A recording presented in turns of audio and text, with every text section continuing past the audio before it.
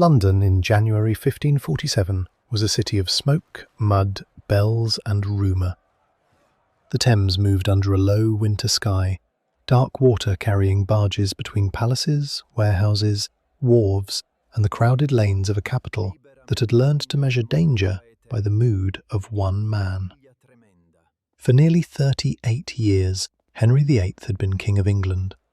He had broken with Rome, dissolved monasteries, married 6 times, executed ministers and queens, reshaped the church, enriched new families, terrified old ones, and made his private desires matters of state. Now, at Whitehall Palace, the immense machine of Tudor monarchy was still functioning, but the man at its centre was failing.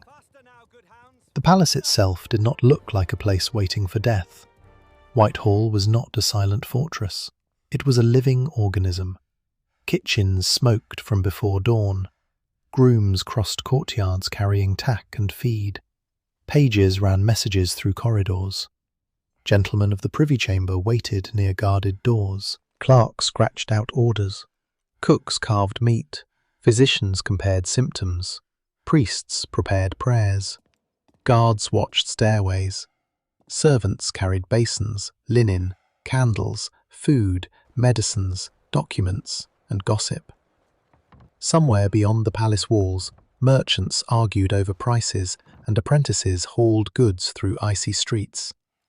Yet inside the royal apartments, movement was becoming slower, more careful, and more afraid. Henry was 55 years old, but by the standards of his own youth, he seemed far older. The athletic prince who had once hunted for hours, wrestled, jousted, danced and displayed his body as proof of royal vigour, had become dangerously obese and increasingly immobile. His legs had troubled him for years. Chronic wounds, often described as ulcers, opened and closed, sometimes becoming infected. The smell, the pain, the swelling, and the difficulty of moving him were not simply medical problems. In a court where access to the king meant power, every physical limitation changed politics. A staircase could become a barrier. A bedchamber could become a council chamber. A servant who could approach the king's body might hear words that changed the fate of a noble family. There is a temptation to imagine Henry's last day as a single dramatic scene, a tyrant lying helpless, courtiers trembling, death entering the room at midnight. Reality was more disturbing because it was slower. His final day was the last frame of a long collapse. For months the court had watched the king's health worsen, while pretending that the monarchy remained strong, stable, and timeless. No one could openly speak as though Henry were already dying. Kings were not supposed to decay like ordinary men. Their bodies represented order. Their signatures could command armies, alter doctrine, seize lands, and end lives. To admit that the royal body was failing was to admit that the political world might soon be rearranged. The contradiction was visible everywhere. Henry's image still presented authority. Portraits showed the broad stance, jewelled clothing, square shoulders, and unanswerable stare. Official language continued to describe him as sovereign lord. Yet the private body behind the public image had become a source of anxiety. His weight made ordinary movement difficult. Special chairs and devices appear to have been used to help transport him. His chronic leg problems could flare violently. He suffered periods of fever and illness. Contemporary and near-contemporary reports do not provide a modern diagnosis, and later claims that he had diabetes, syphilis, Cushing's syndrome, or other specific conditions remain debated. What is certain is simpler and more frightening. By the beginning of 1547, Henry's body had been under severe strain for years, and those around him knew the margin for recovery was shrinking. The king's mind was another matter, and here too, certainty is dangerous. Popular retellings often describe him as mad, monstrous, or completely deranged. The surviving record suggests something more complex. Henry remained capable of political decisions deep into his final months. He could still reward, punish, sign, approve, and intervene. But chronic pain, reduced mobility, fear of betrayal, and the habits of absolute command had created an atmosphere in which his anger mattered more than ever. People close to him did not merely fear a bad mood, they feared accusation. Only months earlier, in July 1546, Anne Askew had been executed for heresy after torture in the Tower of London. Her case revealed how savage the religious divisions at court had become. Conservative and reform-minded factions struggled around the ageing king. Henry had rejected papal authority, but he had not become a Protestant in the later Elizabethan sense. He could authorize English scripture and punish those who denied doctrines he still considered essential. He had spent decades creating a religious settlement that reflected his supremacy more than any consistent theological system. By 1547, those contradictions had become weapons in the hands of courtiers. Even Queen Catherine Parr, Henry's sixth wife, had come dangerously close to disaster.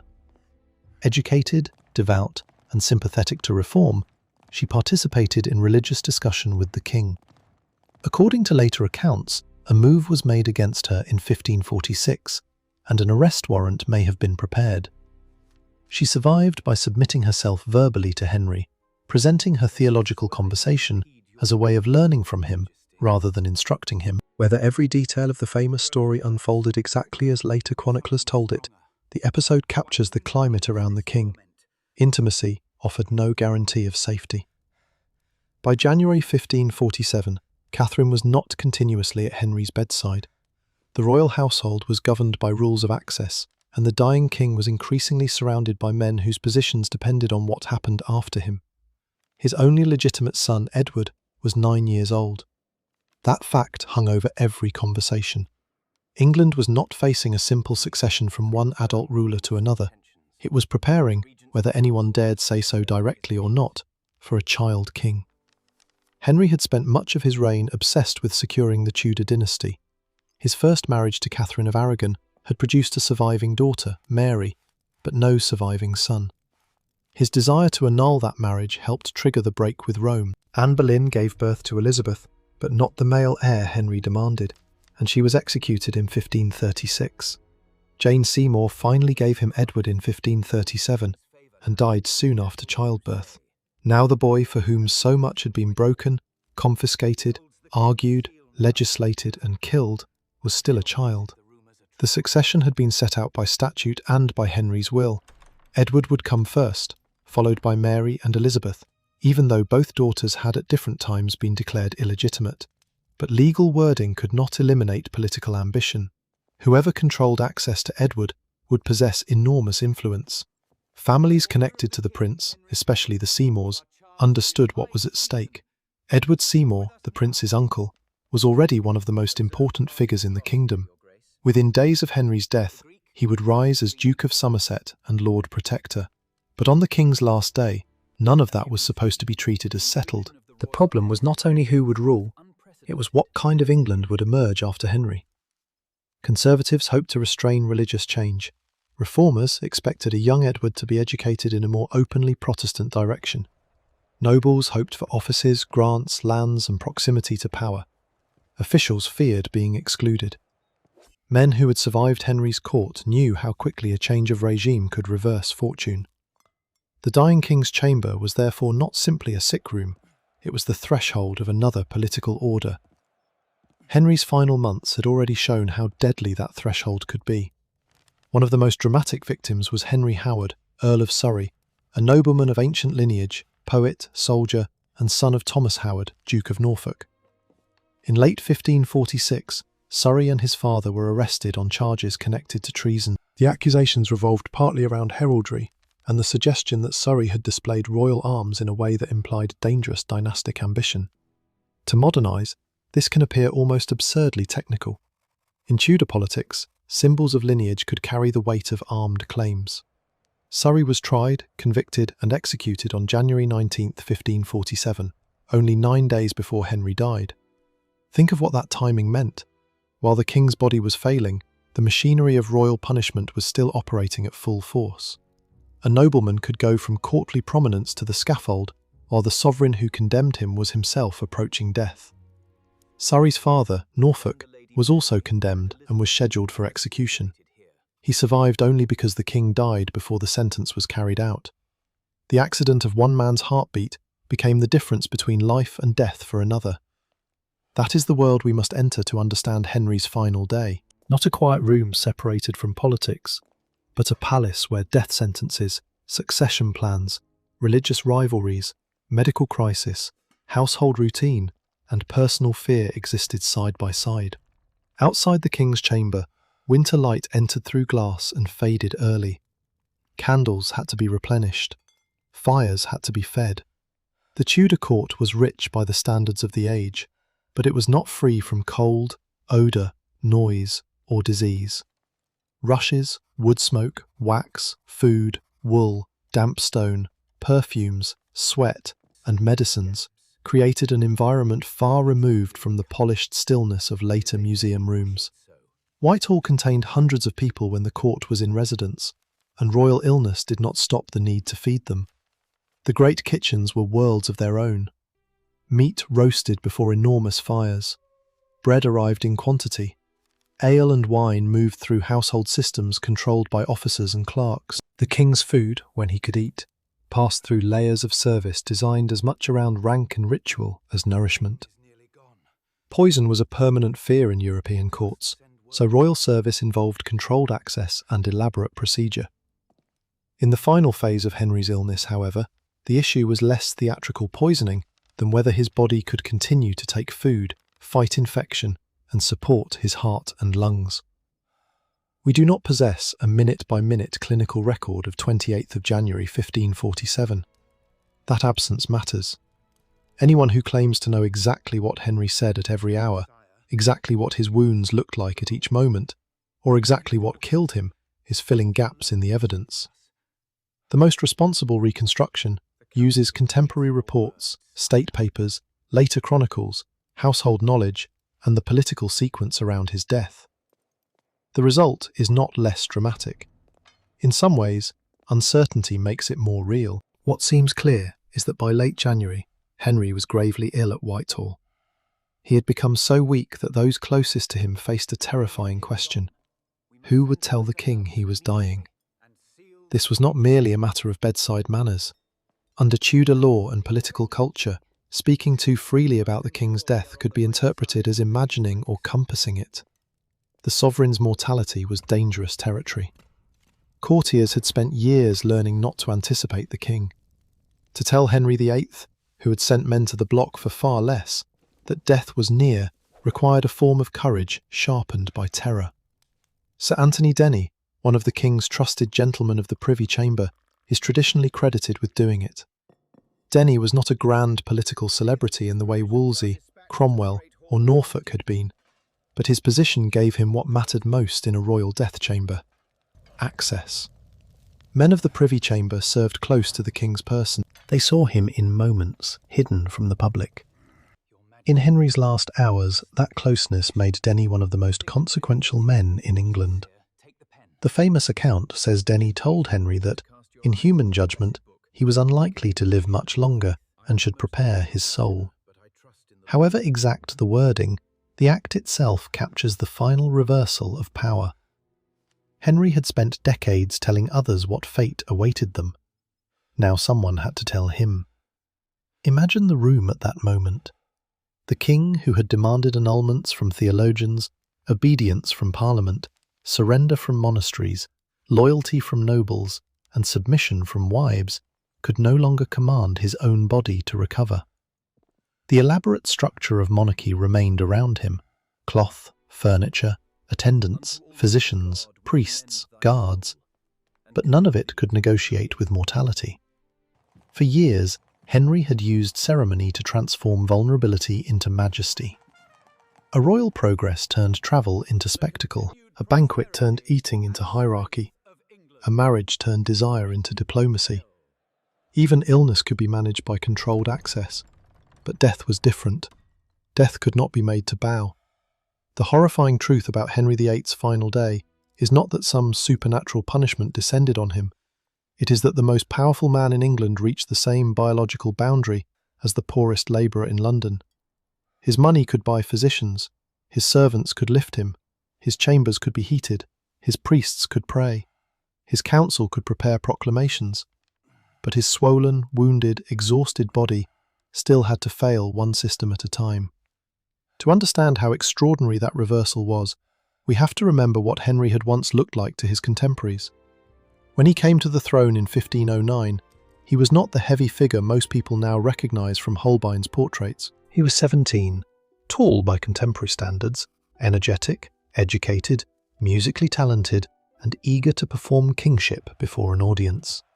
He rode hard, he hunted, he played tennis, he danced, he jousted. Foreign observers noticed his physical presence because Henry wanted them to notice it. In a monarchy still shadowed by memories of civil war, the body of a young, healthy king was political reassurance. That body was also theatrical. Renaissance princes cultivated magnificence as a language of authority. Henry's clothes could glitter with jewels and cloth of gold. His armour was shaped not merely to protect him, but to display him. His court celebrated tournaments in which royal courage, masculinity, and grace became public performances. A king who excelled physically seemed favoured by God and nature. The image matters because Henry's decline was not just a medical story. It was a collapse of the identity he had built. The man who once defined himself through movement eventually struggled to move. The king who made physical strength part of royal propaganda became dependent on attendance. The ruler who had treated fertility as a dynastic duty ended life with one legitimate son still too young to govern. One event is often placed at the centre of this transformation: the jousting accident of January 1536 at Greenwich. Henry was thrown from his horse, and the armoured horse reportedly fell on him. Some accounts say he was unconscious for a considerable period.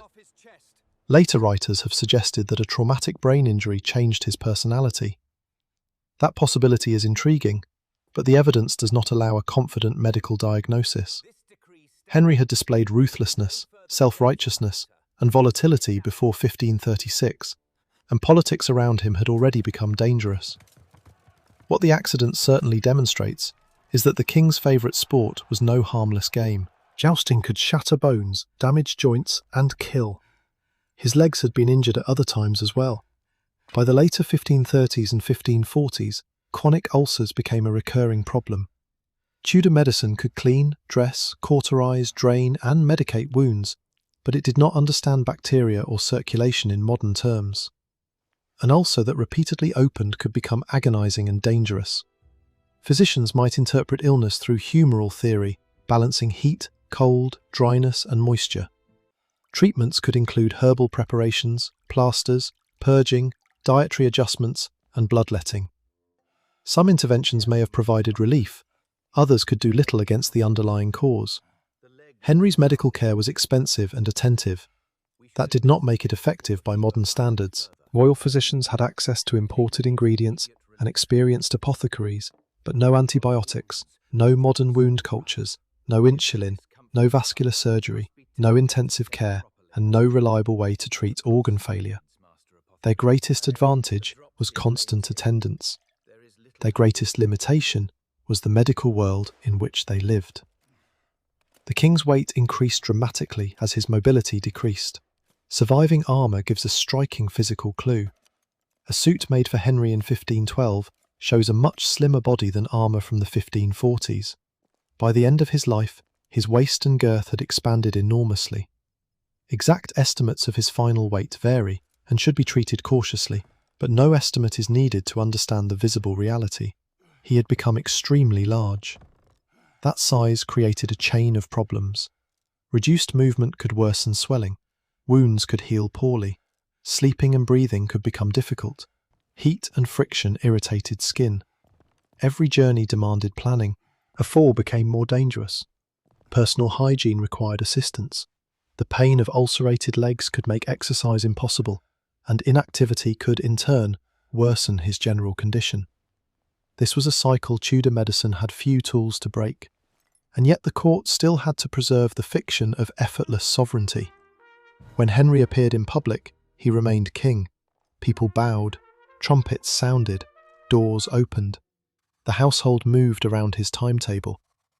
That is one of the central illusions of monarchy. The institution can make a fragile person look permanent. But servants knew the difference. The men who changed dressings, carried stools, moved chairs, prepared medicines, and handled bed linen encountered a version of Henry hidden from ambassadors and crowds. Their names are often absent from grand histories. That absence should not make them invisible to us. Royal illness depended on low-ranking labour. Linen had to be washed.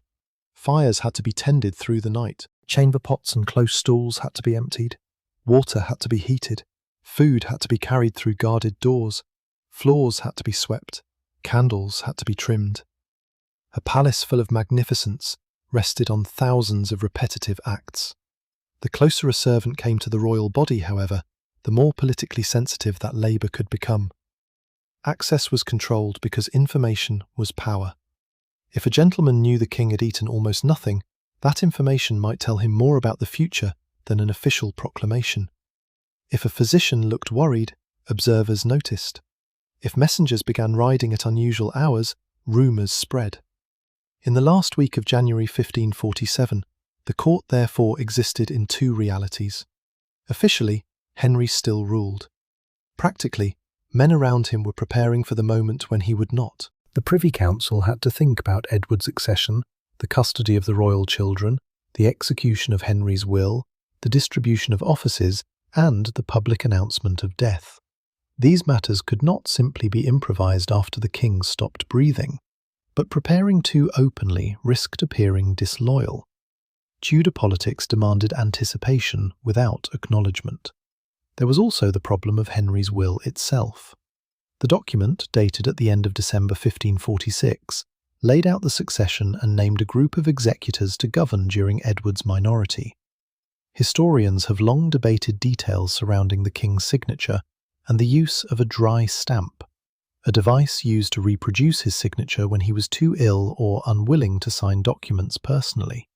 The controversy has encouraged dramatic theories that courtiers manipulated the dying king's intentions.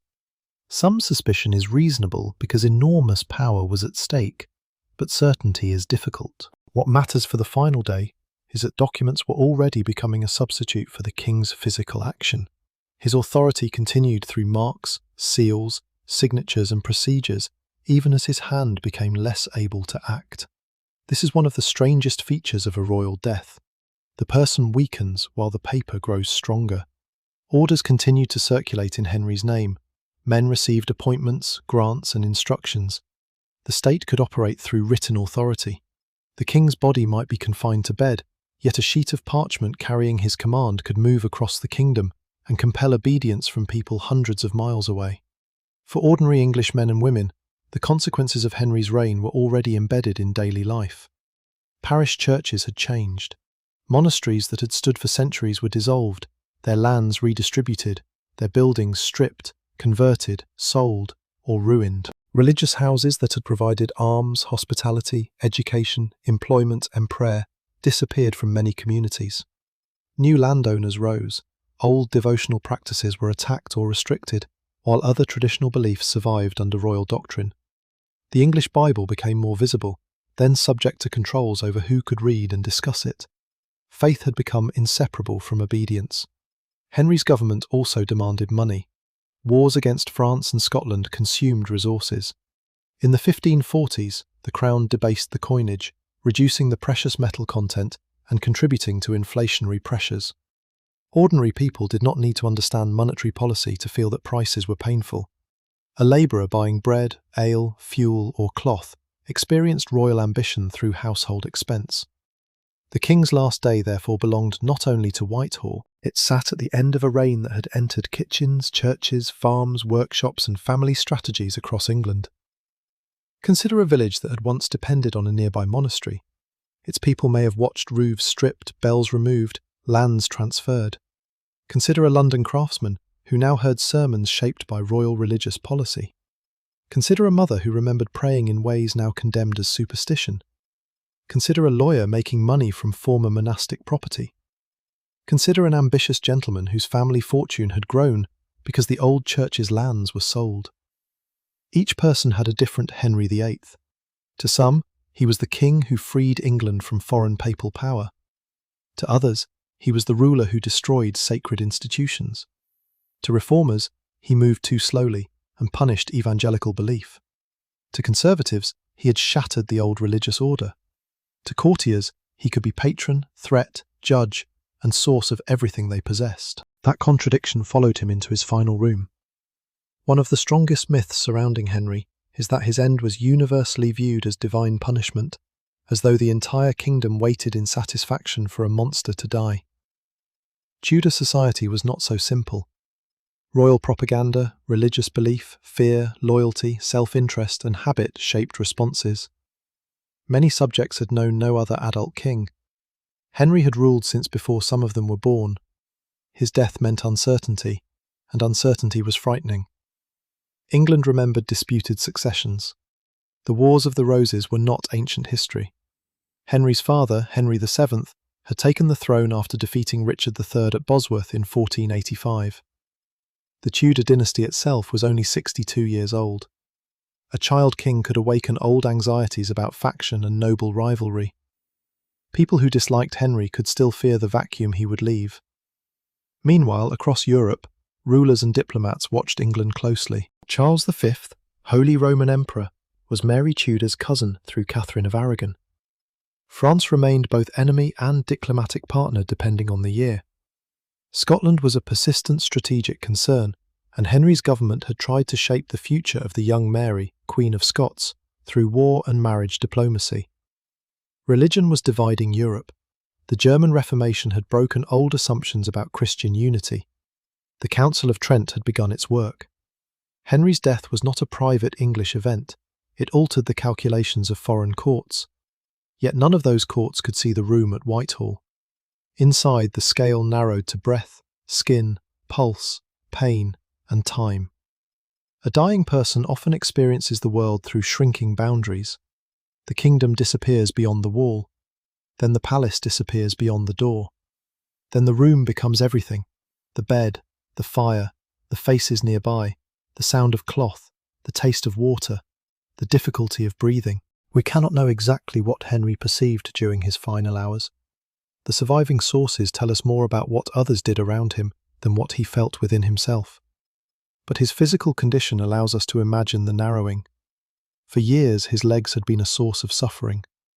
Wounds that became infected could produce fever, weakness, and systemic illness. Extreme obesity increased stress on the heart and lungs. Some modern physicians who have looked retrospectively at the evidence have suggested possibilities ranging from metabolic disease to cardiovascular failure. None can be proved. There was no autopsy in the modern sense that gives us a definitive cause.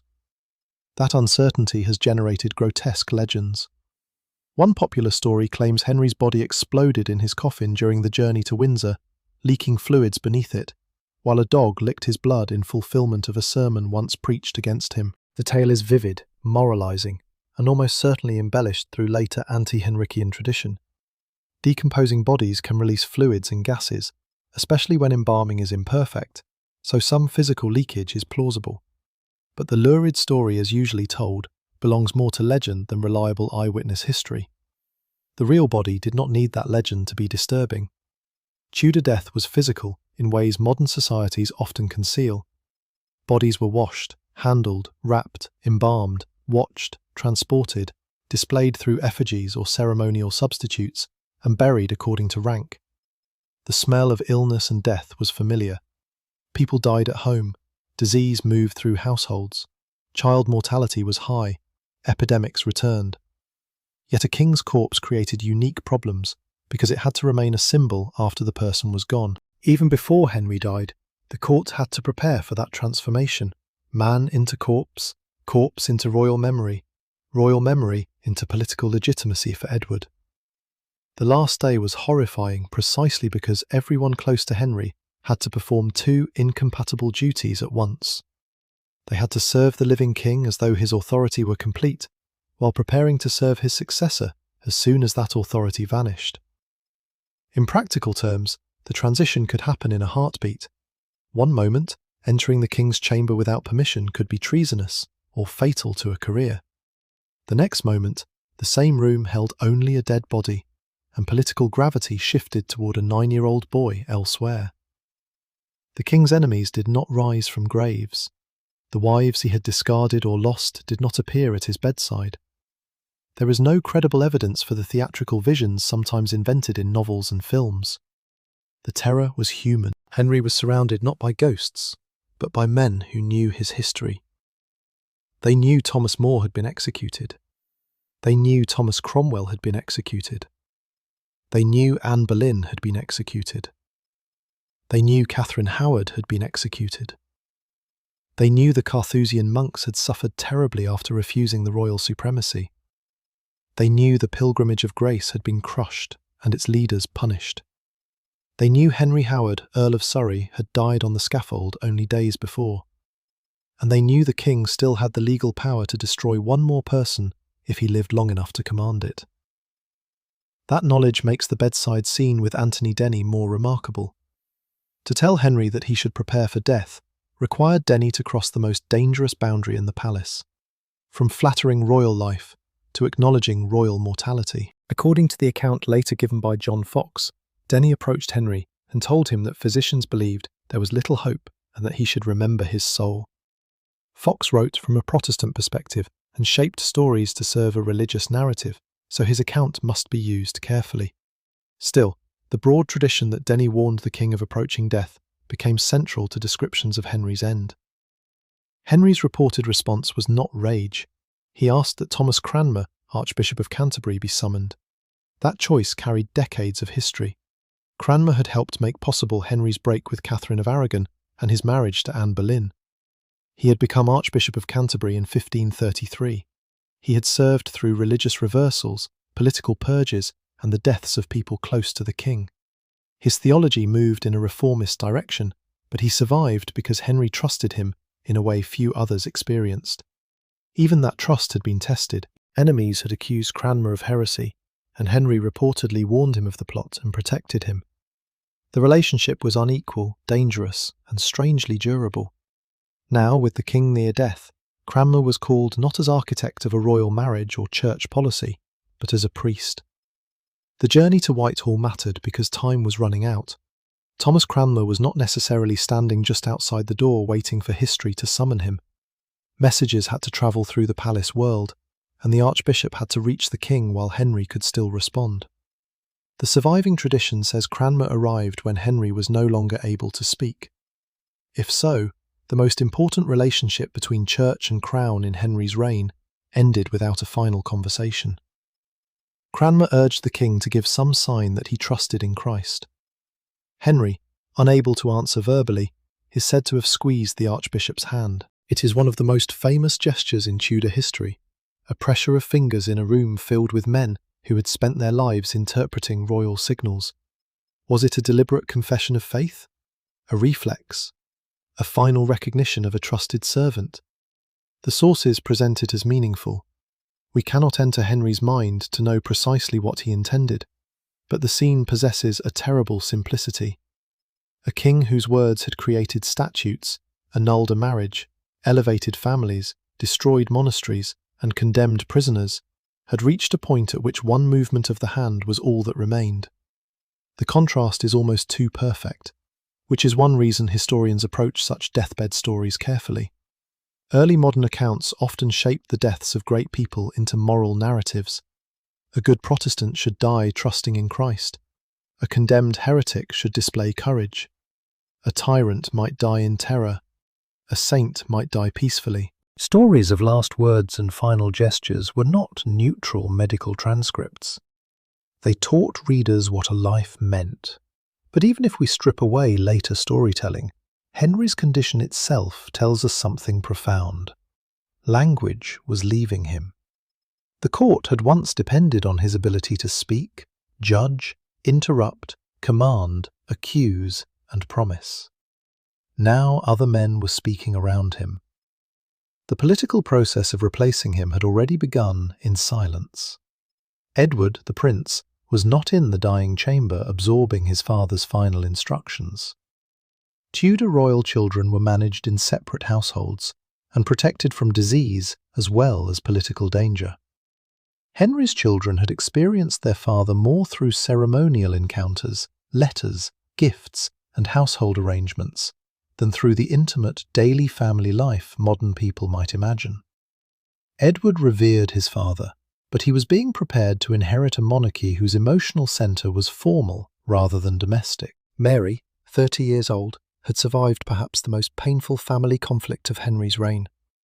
When Henry repudiated Catherine of Aragon and declared his marriage invalid, Mary lost her position as legitimate princess. She was separated from her mother and pressured to acknowledge both her father's supremacy over the church and her own illegitimacy. For a time, refusal placed her in real danger. Eventually, she submitted. By 1544, Parliament restored Mary and Elizabeth to the succession after Edward, though their legitimacy remained legally complicated. Elizabeth was 13 when Henry died. Her mother, Anne Boleyn, had been executed before Elizabeth was 3. Like Mary, she had been declared illegitimate, yet she received an elite education and remained within the dynastic structure. Neither daughter could know on January 28th exactly how history would use them. Mary would become queen in 1553 and attempt to restore Roman Catholicism. Elizabeth would succeed her in 1558 and preside over a Protestant settlement that endured. On their father's last day, however, both were simply daughters waiting outside the centre of information. News at a royal court moved according to hierarchy. The closer one stood to the privy chamber, the sooner one might learn. Farther away, certainty dissolved into rumour. A servant might notice unusual traffic. A guard might see councillors arriving. A clerk might be ordered to prepare documents without being told why. A cook might hear that the king had not eaten. A merchant in London might hear nothing reliable until the official proclamation. This controlled delay became especially important after Henry actually died. His death was not announced immediately to the public. The government kept it secret for several days while arrangements were made to secure the succession and establish the new regime. The official announcement came on January 31st. That gap between biological death and public death is one of the strangest parts of the story. For roughly 3 days, England had a dead king whose subjects were not yet officially permitted to know he was dead. Orders continued in his name. Government continued. The palace guarded the secret. This was not unusual cowardice, it was statecraft. A smooth succession mattered. Edward had to be brought into the new political arrangement. Key nobles had to be informed and aligned. The council needed to control the narrative before rumour did. In a world without electronic communication, a few days could determine whether a transition looked inevitable or contested. Imagine London on January 29th. Somewhere in Whitehall, Henry's body was being prepared. Yet outside, shopkeepers opened their doors. Boats crossed the Thames. Bells rang for ordinary purposes. People bought food. Apprentices fought. Priests said mass according to the king's still official religious order. At law, at least in public understanding, Henry VIII remained king. The concealment gave ambitious men time. Edward Seymour and his allies moved rapidly. Henry's will had envisaged rule by a council of executors during Edward's minority, rather than a single protector exercising dominant authority. But Seymour soon emerged above the others and became Lord Protector and Duke of Somerset. That development shows how quickly collective arrangements can change once the person who designed them is gone. The king had tried to control the future from his deathbed, but death destroys one crucial political resource: the ability to revise. Henry could no longer dismiss anyone, change his will, hear a rival argument, reverse a grant, or punish disobedience. The written plan remained. The living will behind it did not. The final day, therefore, contains a lesson about autocracy that reaches beyond Tudor England. Concentrating power in one body makes that body's decline a constitutional event. Every fever becomes political. Every inaccessible chamber encourages speculation. Every favourite becomes a possible gatekeeper. Every doctor becomes an unwilling source of intelligence. Every relative of the heir becomes dangerous. Henry had created an especially personal form of monarchy. Parliament passed statutes, councils administered policy, judges enforced law, and local officials kept order. But the king's will had repeatedly driven major transformations. The break with Rome would not have happened in the same way without his determination to end his first marriage. The fall of ministers often depended on his changing trust. The religious settlement followed his idiosyncratic convictions. His marriages reorganized factions. By 1547, the state was strong enough to survive him, but no one could know exactly how. As Henry lay dying, there was no clear public constitutional office called regent automatically waiting to activate. Power would be constructed through the will, the council, the heir's household, noble alliances, and speed. The men around the king understood that. That helps explain why the final hours were so politically charged, even when nothing visibly dramatic happened. A modern deathbed can be private because the legal identity of the state does not depend on the patient's pulse. Henry's did. The room itself would have reflected privilege, but privilege in the 16th century was different from modern comfort. Whitehall Palace had been expanded from York Place, the former London residence of Cardinal Thomas Wolsey. After Wolsey's fall, Henry acquired and transformed it into one of the largest royal palaces in Europe. It contained galleries, gardens, tennis courts, tilt yards, private lodgings, chapels, service areas, and river access. Much of it was destroyed by fire in 1698, so visitors to London today cannot walk through Henry's death chamber as they can through surviving Tudor rooms at Hampton Court. That disappearance encourages imagination. Whitehall today is associated with government offices, ceremonial avenues, and the banqueting house from the Stuart period. Beneath that landscape lies the memory of a sprawling Tudor complex in which the old king died.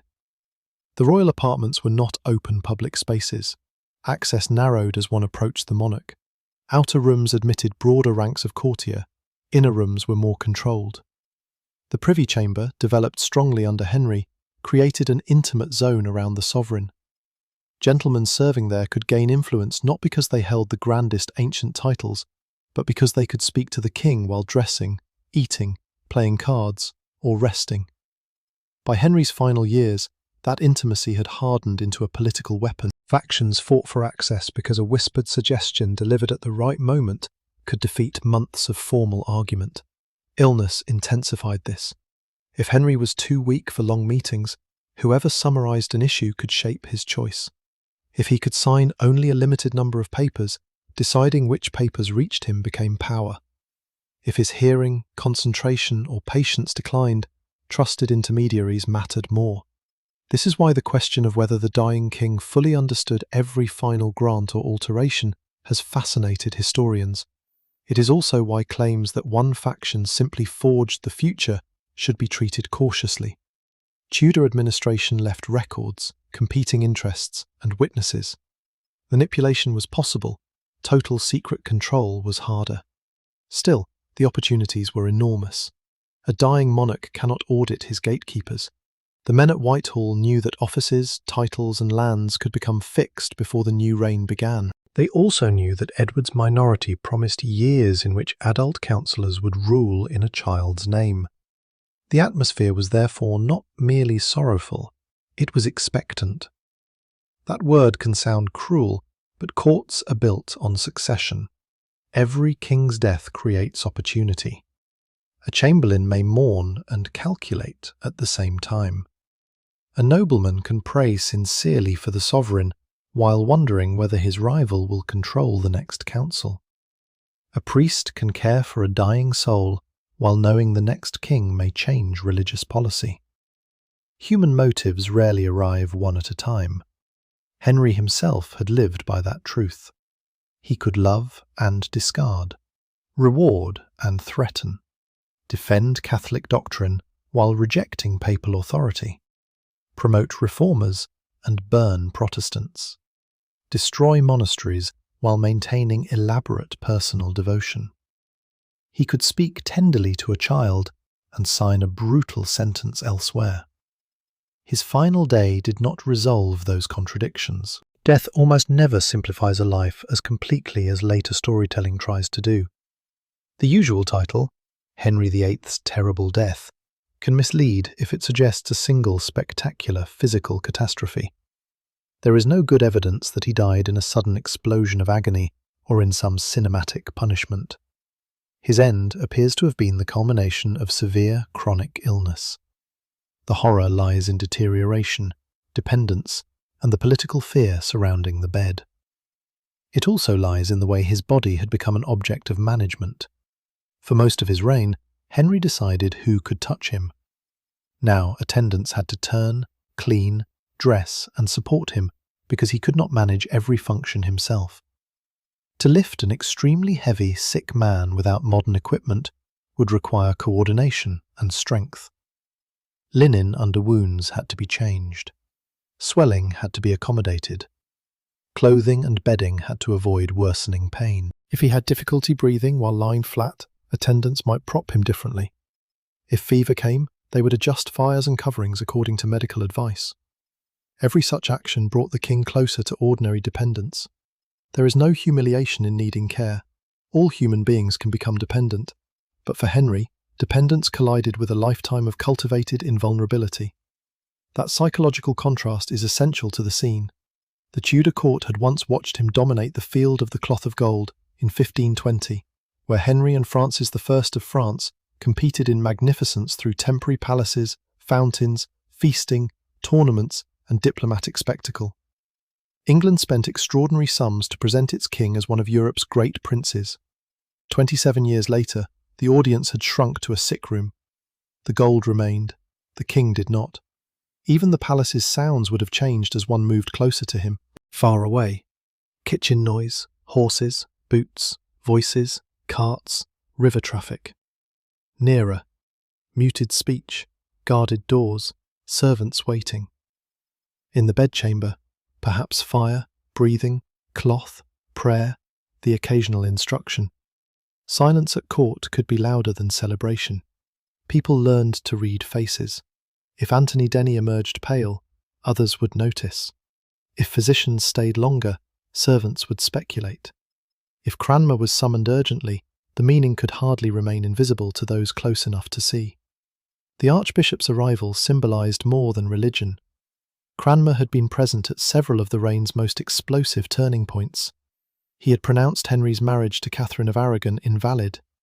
He had confirmed the marriage to Anne Boleyn, and later declared that marriage invalid shortly before Anne's execution. He had supported English scripture and reform while trying to navigate the king's doctrinal boundaries. He had outlived Thomas Cromwell and many others. Now the king who had protected him could no longer speak. According to the traditional account, Cranmer asked Henry to show by some sign that he put his trust in God, and Henry squeezed his hand firmly. Then, sometime in the early hours of January 28, 1547, Henry VIII died. The exact hour is often given as around 2 in the morning, though the surviving evidence does not justify theatrical precision in every retelling. What mattered was that the reign had ended. No thunder needed to sound. No crown fell visibly to the floor. A man stopped breathing, and England had a new king. The transition from Henry VIII to Edward VI was immediate in law but not in public knowledge. The moment Henry died, Edward was king, even if he had not yet been proclaimed, and even if most of England still believed Henry lived.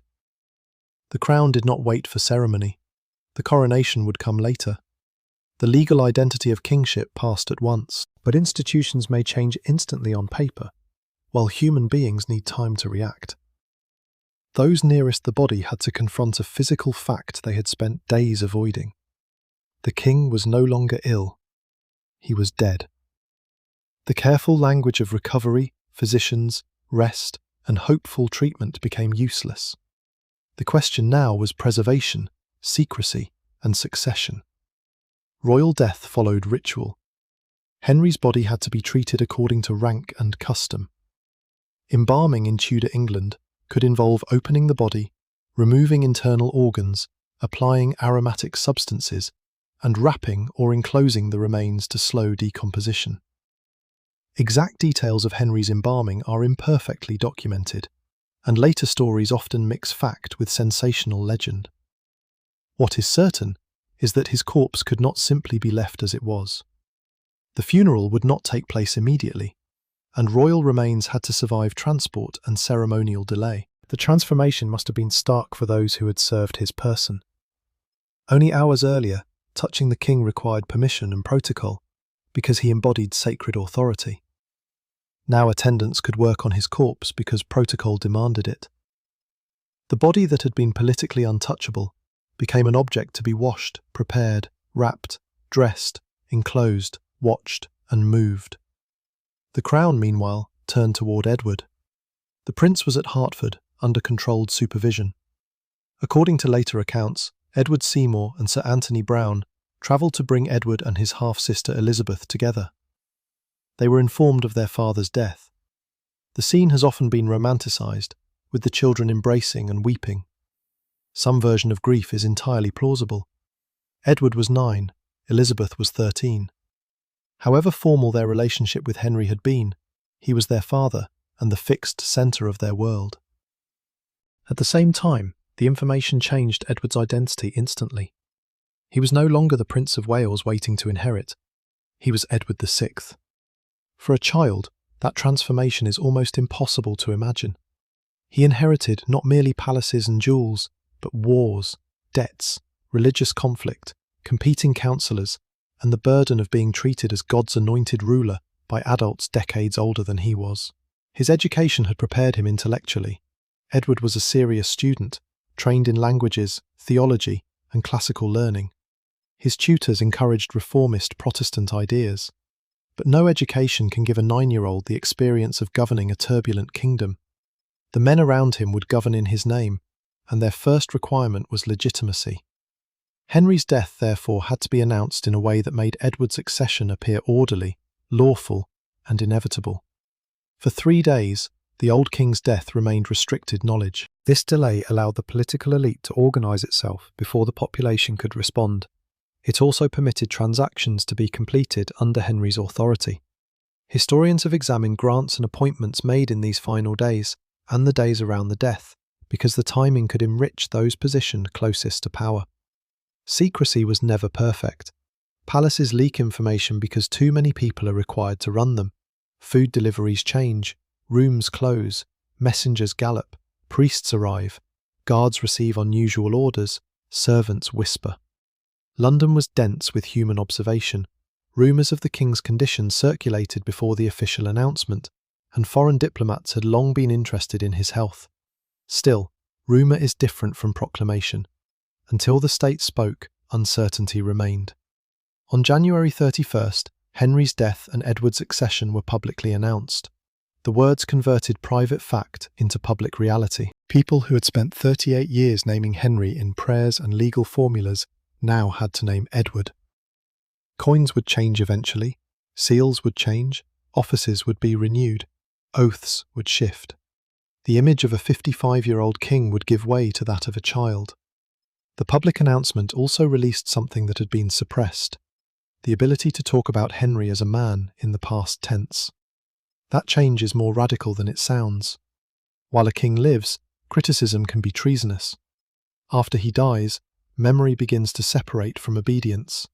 Some will mourn, some will flatter the successor by praising the father, some will quietly curse the dead. Some will reshape their own histories, claiming they always supported whatever direction the new regime takes. The first stories of Henry's death began entering that competition almost immediately. Reformers could emphasise his break with Rome while suggesting that Edward would complete the work. Catholics could remember his destruction of monasteries and doctrinal confusion. Later Protestant writers would construct stories that fit providential history. Later Catholic polemicists would emphasise tyranny and sacrilege. Centuries afterward, popular culture would reduce Henry to wives, feasts, rage, and obesity. His last day became a canvas. That is why separating the likely from the legendary matters. The most notorious legend concerns the corpse at Sion House. Henry's funeral procession travelled toward Windsor, and the coffin rested overnight at Sion, a former Brigittine monastery whose suppression under Henry had been symbolically charged. A later story claimed that bodily fluids leaked from the coffin and that a dog licked them, supposedly fulfilling a prophecy comparing Henry with the biblical King Ahab, whose blood was licked by dogs. It is almost perfectly designed as moral revenge. Henry had destroyed monasteries, his corpse degraded in a former monastery. He had punished religious opponents. A prophecy humiliated him after death. He had lived as a king. An animal treated his blood as refuse. The problem is evidence. The story appears in hostile later traditions and is not secure enough to report as straightforward fact. A corpse can leak during transport, particularly after imperfect embalming, but the dramatic dog and prophecy detail belongs in the category of legend unless stronger evidence emerges. Why then has it survived? Because people want tyrants to die symbolically. A quiet medical decline feels emotionally insufficient. If a ruler has caused suffering, later generations often demand a death that looks like judgment. Rot, terror, madness, supernatural signs. History becomes morality theatre. Henry's real ending may be more unsettling because it offers no such neat justice. He died in his palace, attended by servants and high clergy, and was buried with royal ceremony. Many of his victims had faced the scaffold in public. Henry did not. He retained privilege to his last breath. Even the fear around telling him he was dying demonstrates that privilege. A poor patient could be told bluntly that no cure remained. Henry's attendants had to calculate the legal and political danger of stating the obvious. That asymmetry is part of the horrifying truth. Henry's power distorted ordinary human relationships. A friend could not simply say, "You are dying." A priest could not enter casually. A daughter could not sit at the bedside because she wished to. Physicians could not discuss prognosis as though their patient were private. Every act around the king had constitutional weight. Power isolated him precisely when he needed honesty most. This does not mean he had no genuine relationships. Cranmer appears to have felt real attachment. Catherine Parr had cared for and debated with him. His children sought his favour and affection. Some servants had known him for years, but affection at court existed inside hierarchy. No one forgot who could command. The final hours stripped away some of that hierarchy, while intensifying the rest. When Henry could no longer speak, the men around him had to interpret. When he could no longer sign normally, others used authorised mechanisms. When he could no longer move himself, attendants moved him. When he could no longer ensure Edward's succession personally, counsellors did it. Dependents did not make him politically harmless until the final instant. That was the terror. Consider Thomas Howard, Duke of Norfolk, waiting under sentence of death in the Tower. He was one of the highest nobles in England, uncle to Anne Boleyn and Catherine Howard, a veteran statesman and soldier. His son Surrey had already been executed. Norfolk expected to follow. On January 27th, the order for his execution was prepared for the next morning. Had Henry lived a little longer, Norfolk might have died. Instead, the king died first. The execution was halted. Few examples show more sharply how physical time and political power intersect. Somewhere in London, Norfolk's life depended on whether Henry's heart continued for hours. He may not have known it in those terms, but history did. The man awaiting death outlived the man who had authorised it. Norfolk remained imprisoned through Edward VI's reign and was released under Mary I in 1553. He lived until 1554. 6 additional years of life emerged from the timing of Henry's death. For Surrey there was no such reprieve. His execution 9 days earlier became one of the last bloody punctuation marks of the reign. This proximity should shape the emotional atmosphere of Whitehall. The court was not merely anxious because an old master was sick. It had fresh evidence that Henry could still kill. Even in decline, he was dangerous. That danger had characterised his relationships with ministers. Cardinal Wolsey, once the most powerful servant in England, fell after failing to secure the annulment from Catherine of Aragon. He died in 1530, while travelling to face charges. Thomas More, former Lord Chancellor and celebrated humanist, was executed in 1535 for refusing to accept the royal supremacy in the required way. Thomas Cromwell, architect of much of the break with Rome and monastic dissolution, was executed in 1540 after falling from favour. Each man had once seemed indispensable. Henry's court taught survivors a brutal lesson. Proximity was not security. The king could reward talent while useful and destroy it when trust vanished. That helps explain the cultivated caution of men like Denny. To survive near Henry required reading moods, managing language, and knowing when silence was safer than advice. Yet on the final day, silence became spiritually dangerous. Christian teaching emphasized preparation for death, confession, repentance, faith, and receiving appropriate spiritual comfort. If courtiers delayed too long because they feared telling the king, Henry might die without being properly prepared. The tension between fear of the king and fear for the king's soul is one of the most human elements of the story. Imagine Denny outside the chamber before approaching him. He may have rehearsed the words. He may have wondered whether Henry would explode in anger. He may have considered the risk of being accused of anticipating the king's death. No account can give us his heartbeat, but the political facts allow us to understand the stakes.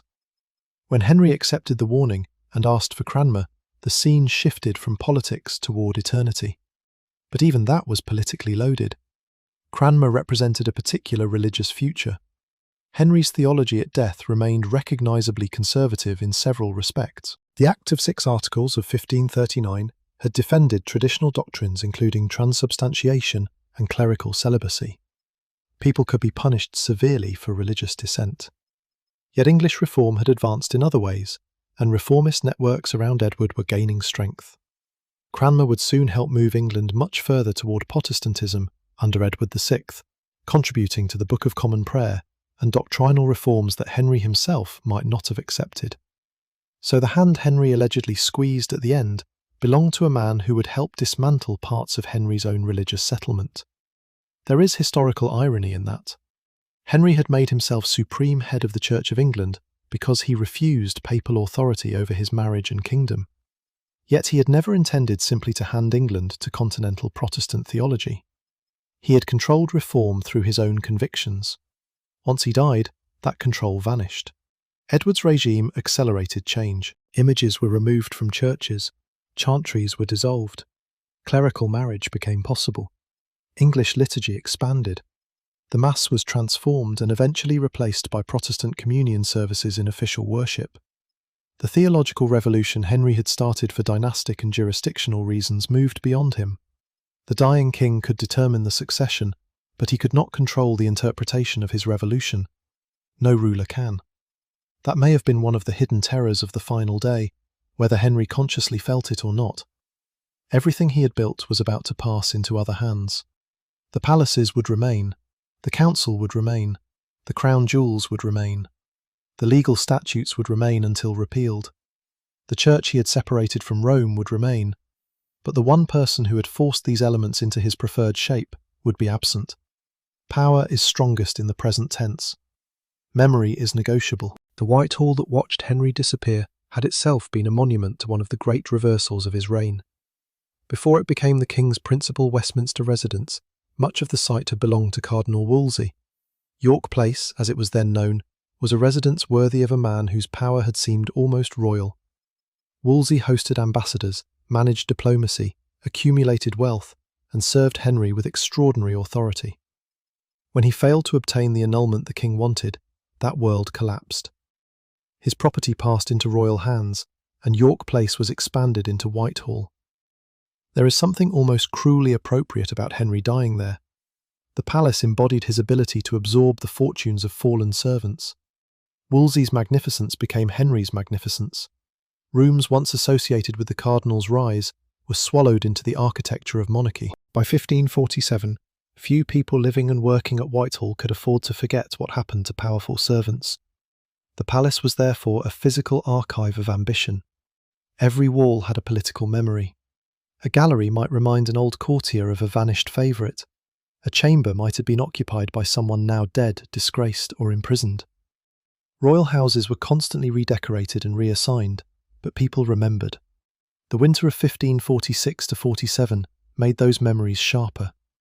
Henry's health had deteriorated enough that normal court rhythms had become constrained. He could not ride through the palace precincts as he once had. Hunting, one of his great passions, became impossible in its old form. Even travel between royal residences demanded special arrangements. The vast court followed him less as the energetic leader of a moving household, and more as a gravitational centre that others came to.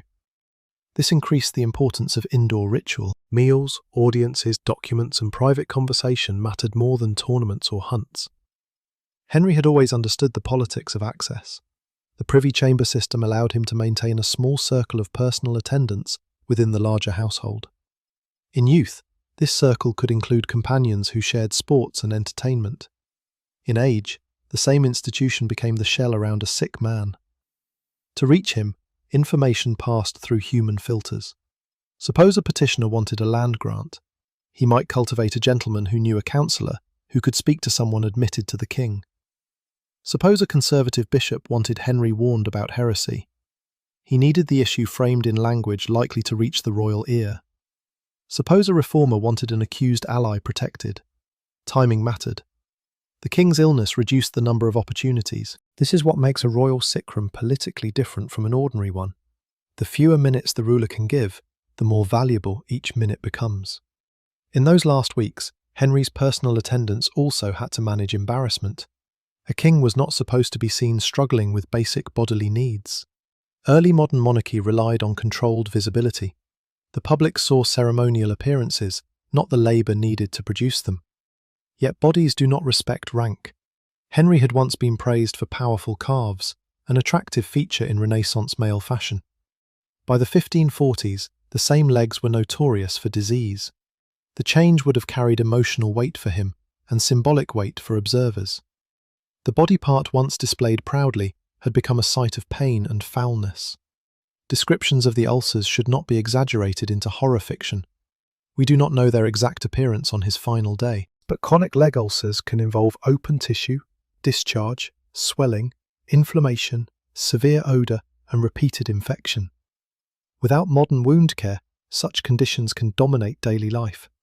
Dressings adhere, movement hurts, fever comes and goes. A wound that seems better can reopen. Henry's physicians may have tried to keep the ulcers draining because prevailing medical theories could interpret closure as dangerous if corrupt matter remained inside. At times, wounds were deliberately opened or cauterized. One report from earlier in his decline describes a dangerous episode when the sores closed and Henry became seriously ill until they opened again. Whether modern medicine would explain that sequence in the same way is irrelevant to the court's experience. They associated the state of his legs with survival. That creates a grim visual image. Courtiers may have judged the stability of the English monarchy partly by whether the king's wounds were draining. Modern readers often ask what disease Henry really had. The desire for one diagnosis is understandable. It promises to make the past legible. But retrospective diagnosis across 5 centuries is hazardous.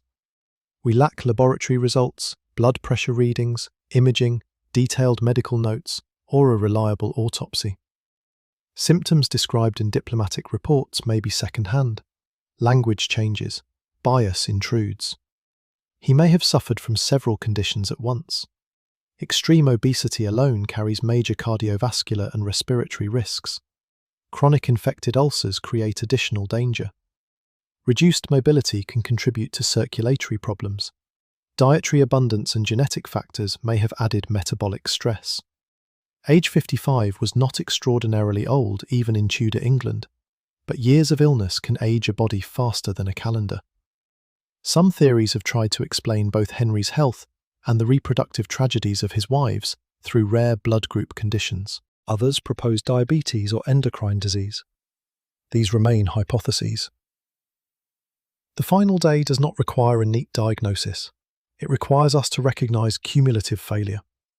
A palace physician in 1547 did not need to know the molecular mechanism to see that the king was dying. That knowledge itself was dangerous. Doctors at royal courts faced a peculiar dilemma.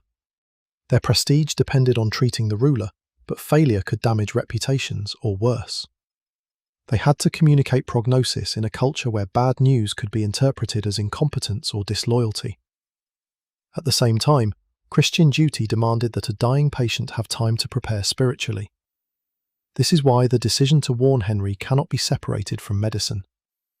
If physicians believed there was no hope, someone had to translate medical judgment into a statement the king could hear. Anthony Denny was well positioned because Henry trusted him. Trust, in this context, meant permission to say what others could not. The reported warning was careful. It did not command Henry to accept death. It framed the matter as the judgment of physicians and the need to prepare. Language at court was armour. Henry appears to have understood. He did not order Denny away. He did not demand another doctor. He did not insist on a miracle cure. Instead, he asked for Cranmer. If the account is accurate, that response suggests a moment of recognition, more sober than popular caricature allows. The king had spent years resisting constraints. He had resisted papal judgments, diplomatic pressure, noble opposition, rebellion, doctrinal challenges, and the biological limits of producing an heir through repeated marriages. On his last day, he could no longer resist the final constraint. Religion offered the only remaining field of action. For a Tudor Christian, death was not simply extinction. The soul's fate mattered infinitely more than the body's failure. Henry had lived through a century in which beliefs about salvation were becoming violently contested. Traditional Catholic teaching emphasized sacraments, confession, penance, the Mass, intercession, and purgatory. Protestant reformers increasingly stressed justification by faith and the sufficiency of Christ's saving work. Henry's own position combined elements that later confessions would separate. At the end, Cranmer's reported request for a sign of trust in Christ fits a reformist emphasis. Henry's hand squeeze was interpreted as sufficient expression when speech had failed. The scene has been retold because it allows two versions of Henry to meet: the king who controlled religion and the dying man who needed religious comfort. For Cranmer, the encounter must have been emotionally complex. He owed his career to Henry. He had supported the king through the annulment crisis. He had survived accusations because Henry protected him. He had watched Anne Boleyn, whose rise was intertwined with his own advancement, fall and die. He had watched Cromwell, another ally of reform, die. He knew how dangerous royal favour could be. Now that danger was disappearing before him. Within minutes or hours, Cranmer would inhabit a different political universe. Under a child king sympathetic to Protestant learning, the Archbishop would gain opportunities Henry had denied him. Yet if he felt relief, grief, fear, gratitude, or all four, the sources cannot measure the proportions. History often gives us action, but not emotional arithmetic. We know what people did. We rarely know how many contradictory feelings occupied them at once. The same is true of Henry's children. Edward's surviving journal, written later, records his father's death with a degree of formal distance, typical of a royal boy trained to understand events politically. He noted the transition and subsequent developments. That does not mean he felt nothing. Elite children were taught to discipline emotion in writing. Mary's grief is equally difficult to reconstruct. Her father had caused immense suffering to her mother and to Mary herself. Catherine of Aragon died in 1536 after years of separation from her daughter. Mary had been forced into submission, yet she continued to seek Henry's affection and recognition. Love under coercion is still love, but it is wounded. Elizabeth's relationship was different. She had little memory of Anne Boleyn and grew up knowing that her mother had been executed for treason and adultery, charges many historians regard as politically constructed and highly dubious. Henry restored Elizabeth to the succession, but never restored her legitimacy. When he died, he left both daughters in a strange legal position, illegitimate yet eligible to inherit. That contradiction would shape the next 11 years. Henry's desperate pursuit of a male heir succeeded, but Edward died at 15 in 1553. Then Mary became queen. After Mary died in 1558, Elizabeth became queen. The daughters Henry had marginalised ultimately occupied the throne for more than 50 years combined. His final day, therefore, stood at the beginning of an irony he could not see. The son for whom England's religious and dynastic order had been transformed ruled for only 6 years. The daughters he had declared illegitimate each became sovereign.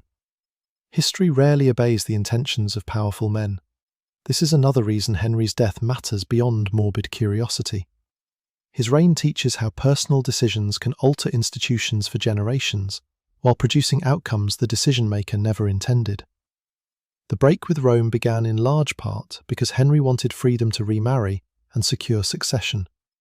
It became a national religious transformation that survived reversals, rebellions, burnings, and competing monarchs. The dissolution of monasteries began as policy and finance. It permanently redistributed land and changed the social landscape. The elevation of Parliament in passing religious statutes created precedents that later political generations would use in ways Henry never anticipated. On his final day, all those consequences existed beyond his control. Perhaps the most frightening fact about dying is not pain, it is surrender.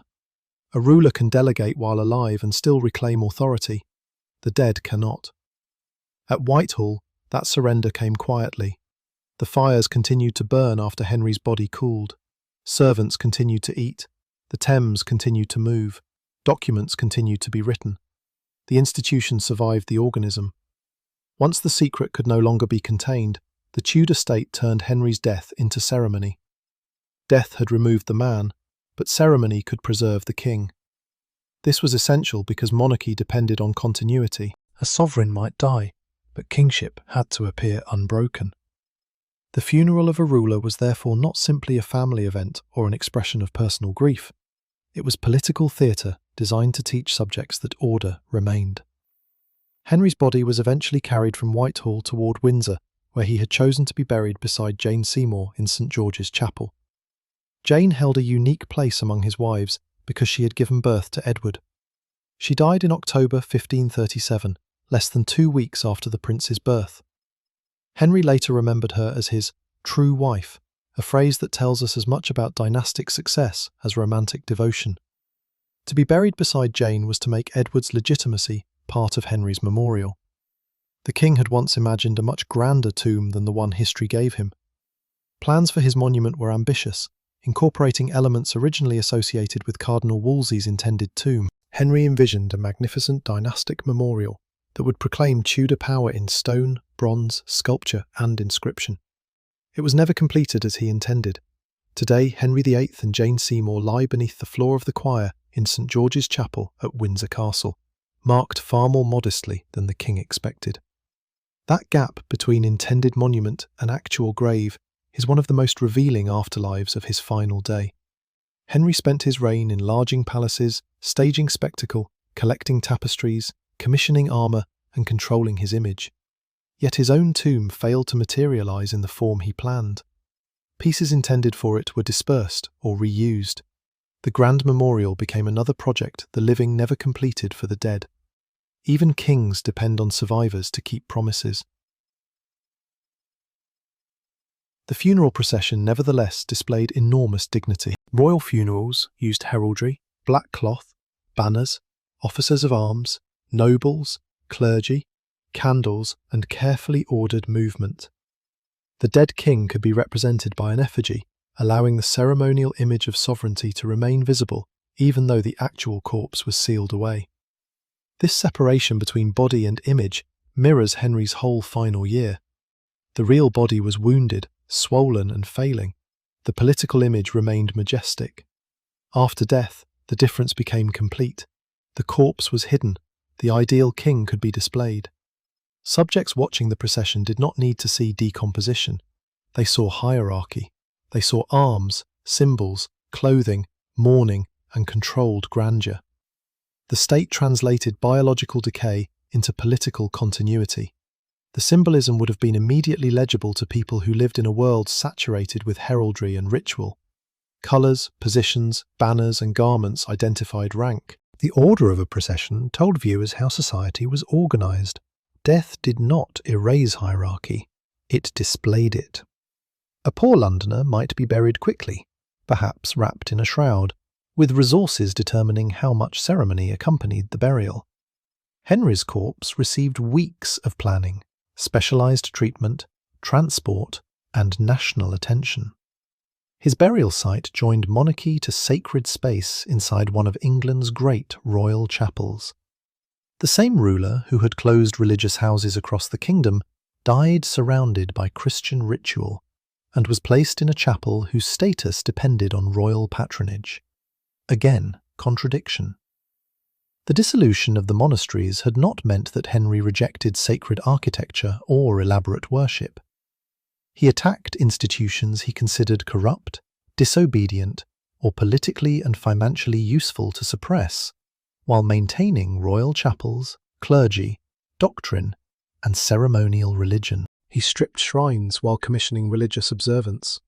He rejected papal supremacy while defending his own version of Catholic orthodoxy. The simplicity of calling him either Catholic or Protestant conceals the unsettled reality of the English Reformation. On his last day, that religious instability was unresolved. After him, it would accelerate into open transformation. Edward VI's government moved rapidly. The religious policy of his reign, driven by reformist councillors and clergy, including Cranmer, pushed England further from traditional practice. Then Mary I reversed direction and restored papal authority. Protestants were burned for heresy. After Mary's death, Elizabeth established another settlement. Within little more than a decade of Henry's final breath, English subjects had been required to navigate multiple official religious systems. Imagine what that meant at village level. A parish priest ordained under the old order might live long enough to say the Latin Mass under Henry, use an English prayer book under Edward, return to Catholic rites under Mary, and then conform again under Elizabeth.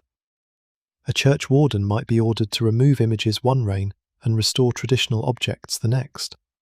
Families learned that convictions could become dangerous when a monarch changed. Henry's death did not end fear, it redistributed it. This broader perspective makes the last day more than a story about one man's suffering. Every guarded conversation at Whitehall foreshadowed decisions that would enter thousands of ordinary lives. When councillors thought about Edward's reign, they were thinking about access to the state.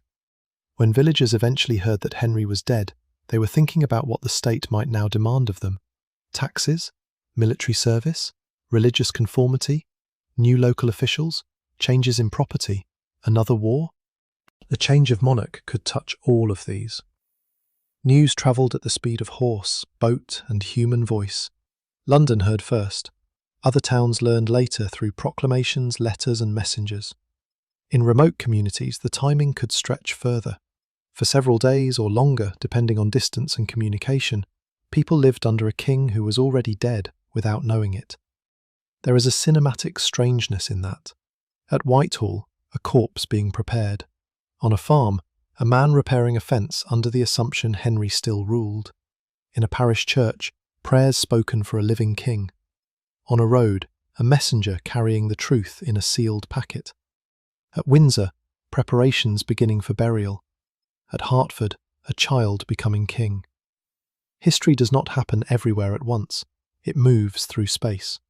For those within the palace, however, time compressed. The state needed decisions before rumour generated alternatives. Edward Seymour's rise shows the importance of speed. As the new king's maternal uncle, he possessed both family connection and political experience. The executors named in Henry's will were supposed to govern collectively, but Seymour quickly became first among them. On February 1st, 1547, Edward was brought to the Tower of London, a traditional staging point before coronation. On February 20th, he was crowned at Westminster Abbey. By then, Henry had been dead barely 3 weeks, yet the political language had already changed. The old king was becoming the late king. Edward was His Majesty. This linguistic replacement can feel brutal, but monarchy depends on it. No state can mourn forever before acting. Henry's personal possessions also changed meaning. Clothing that had touched his body became inventory. Jewels became crown assets or gifts. Palaces became Edward's residences. Servants sought confirmation of posts. People who had spent decades arranging their lives around Henry had to adapt to a boy. Some courtiers did so brilliantly, others miscalculated. Edward Seymour's dominance lasted only until 1549, when political crisis brought his fall. He was executed in 1552. Thomas Seymour, another uncle of Edward VI, was executed in 1549 after accusations of treason. The new reign reproduced the instability that Henry's final arrangements had been intended to prevent. A child king did not create harmony, it created competition. When Edward himself became terminally ill in 1553, another succession crisis followed. He attempted to exclude Mary and Elizabeth and place Lady Jane Grey in line for the throne. Jane was proclaimed queen, but held power for only days before Mary gathered support and took the crown. The Tudor obsession with succession outlived Henry because his solution had been temporary. The body he had sacrificed so much to obtain, Edward's existence as a male heir, could not guarantee dynasty through another generation. Edward never married and left no children. Mary married but had no surviving child. Elizabeth never married and left no child. The Tudor dynasty ended with Elizabeth in 1603. Henry, who had broken the religious unity of his kingdom partly in pursuit of dynastic security, produced 3 monarchs but no Tudor grandchild who inherited the English throne. That does not make his decisions foolish in the context of his time. Male succession mattered profoundly in 16th century political thinking, and the memory of civil conflict made uncertainty dangerous. But it exposes the limits of control. The last day is where those limits became absolute. We should return to the room. Late illness often destroys the ordinary structure of day and night. Sleep comes irregularly, candles burn when windows are dark, meals lose their schedule, servants cannot tell whether they are waiting for morning or for death. On January 27th, as Henry's condition worsened, the palace would have been working under that suspended time. Physicians could observe signs, but could not reverse them. Attendants could provide comfort, but not cure. Councillors could prepare the succession, but not admit too openly that they were doing so. Priests could pray, but not know when consciousness would vanish. The king's consciousness is one of the great unknowns. Was he frightened?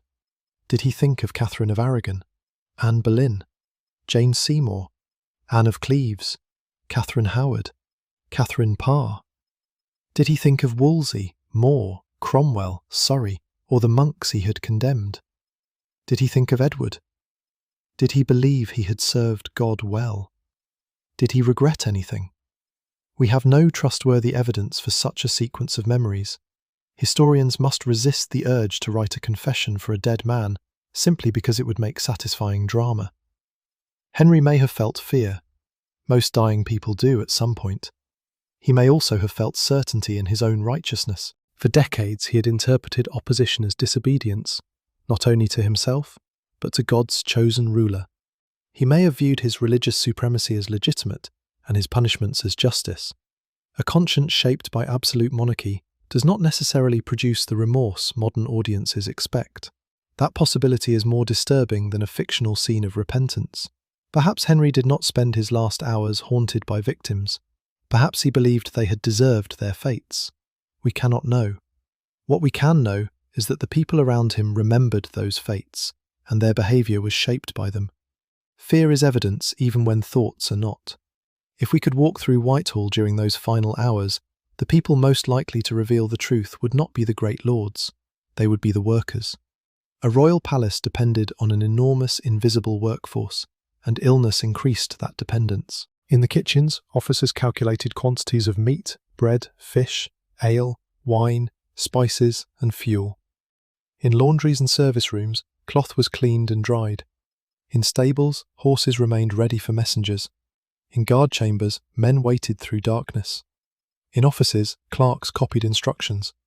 In the privy lodgings, chamber servants handled the most intimate tasks. The palace could not stop simply because the king was dying. That practical continuity created an eerie contrast. A spit might still turn before a fire, while a few rooms away, Henry struggled for breath. A servant might complain about cold or wages, without knowing the king would be dead before dawn. Someone might steal food. Someone might flirt in a passage. Someone might pray sincerely. Someone might gamble. Great historical moments do not suspend ordinary behaviour. This is important because cinematic history often empties palaces of everyone except famous figures. Real Whitehall was crowded. The king's death affected hundreds of livelihoods. Household officers held posts connected personally to the sovereign. Some positions would continue under Edward, others might be reorganised. A servant who had spent 20 years learning Henry's habits could suddenly find that expertise worthless. A cook, accustomed to an adult king's tastes, now served a child. A gentleman whose influence came from private conversation with Henry might lose access entirely. Thus, the anxiety radiating from the bedchamber was economic as well as political. A court was a marketplace of favour. People bought clothing to appear at ceremonies, borrowed money to maintain rank, arranged marriages through connections, sought leases and grants, and placed relatives in service. One change at the top could ruin carefully built networks. The final day threatened to reset the market. For the men of the Privy Chamber, this risk was especially acute. Their intimacy with Henry had been their advantage. Under Edward, the structure of access would be different. A 9-year-old king required tutors, guardians, and counsellors. The old masculine companionship of Henry's youth could not simply continue. Some men, therefore, had every reason to ensure that the transfer of power happened smoothly and that they stood on the correct side of it. This does not prove conspiracy, it proves incentive. Historical interpretation becomes dangerous when incentive is treated as evidence of a specific secret act. We know courtiers had motives. We do not always know which motives governed which decisions. The responsible approach is to show the pressure without inventing the hidden conversation. The pressure was intense enough. Henry's will named 16 executors. It also provided for a further group of councillors. The arrangement suggested collective government. Yet after the king's death, the executors agreed to elevate Edward Seymour as governor of the king's person and protector of the realms. This concentration of authority was not spelled out in Henry's will, exactly as it developed. Would Henry have approved? Possibly. Would he have changed his mind? Possibly. Death removed the answer. That uncertainty is what makes wills so fascinating around powerful rulers. A document appears to freeze intention, but intention is dynamic until death. Henry had changed marriages, ministers, alliances, and religious policies repeatedly. The final document became final only because his body stopped. Even its execution has been debated.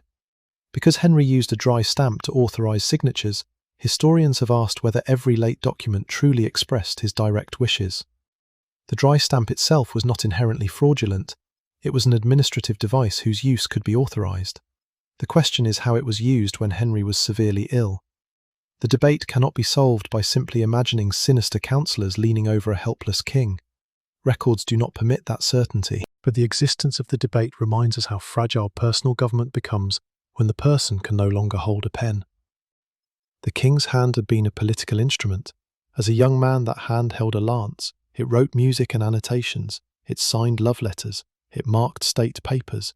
It accepted petitions. It authorised executions. At the end, according to tradition, it squeezed Cranmer's hand. The entire reign seems to contract into that image. The last day also forces us to reconsider Henry's reputation for appetite. Popular culture often imagines him dying after endless banquets, a glutton punished by excess. His household certainly consumed enormous quantities, and Henry enjoyed rich food. But elite Tudor diet must be understood in context. Meat signified status, sugar was expensive and fashionable, medical advice about diet differed fundamentally from ours. Exercise had been central to Henry's youth, and his later obesity developed alongside severe loss of mobility. To reduce his decline to greed is too simple. Pain changes behaviour. Injury changes movement. Age changes metabolism. Power gives access to abundance. Medicine fails to correct the resulting cycle. The final body was produced by all of these factors. It was also produced by stress. Henry's reign was full of crises he helped create and then had to manage. The annulment dispute, confrontation with Rome, the fall of Anne Boleyn, rebellion in the north, threats of foreign invasion, wars with France and Scotland, doctrinal conflict, and repeated factional struggles. A king could delegate work, but ultimate decisions returned to him. We should be careful not to diagnose stress as the cause of his death. But the idea that royal life was effortless luxury is misleading. Power is exhausting when every dispute seeks your judgment. By the 1540s, Henry's world had narrowed, while responsibilities remained enormous. He could no longer escape into hunting for hours. He could no longer demonstrate vitality in tournaments. He was trapped more often with papers, advisors, pain, and his own body. One can imagine the psychological effect without pretending to diagnose him. The palace itself may have become both fortress and prison.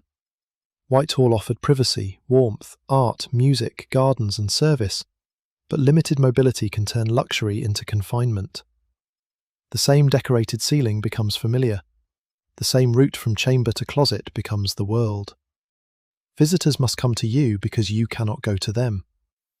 For a man who had once ridden across England, that reduction must have been profound. By the last night, even the palace was too large a concept. Only the chamber mattered. Tudor beds for elites were elaborate structures, often with carved frames, curtains, rich textiles and layers of bedding.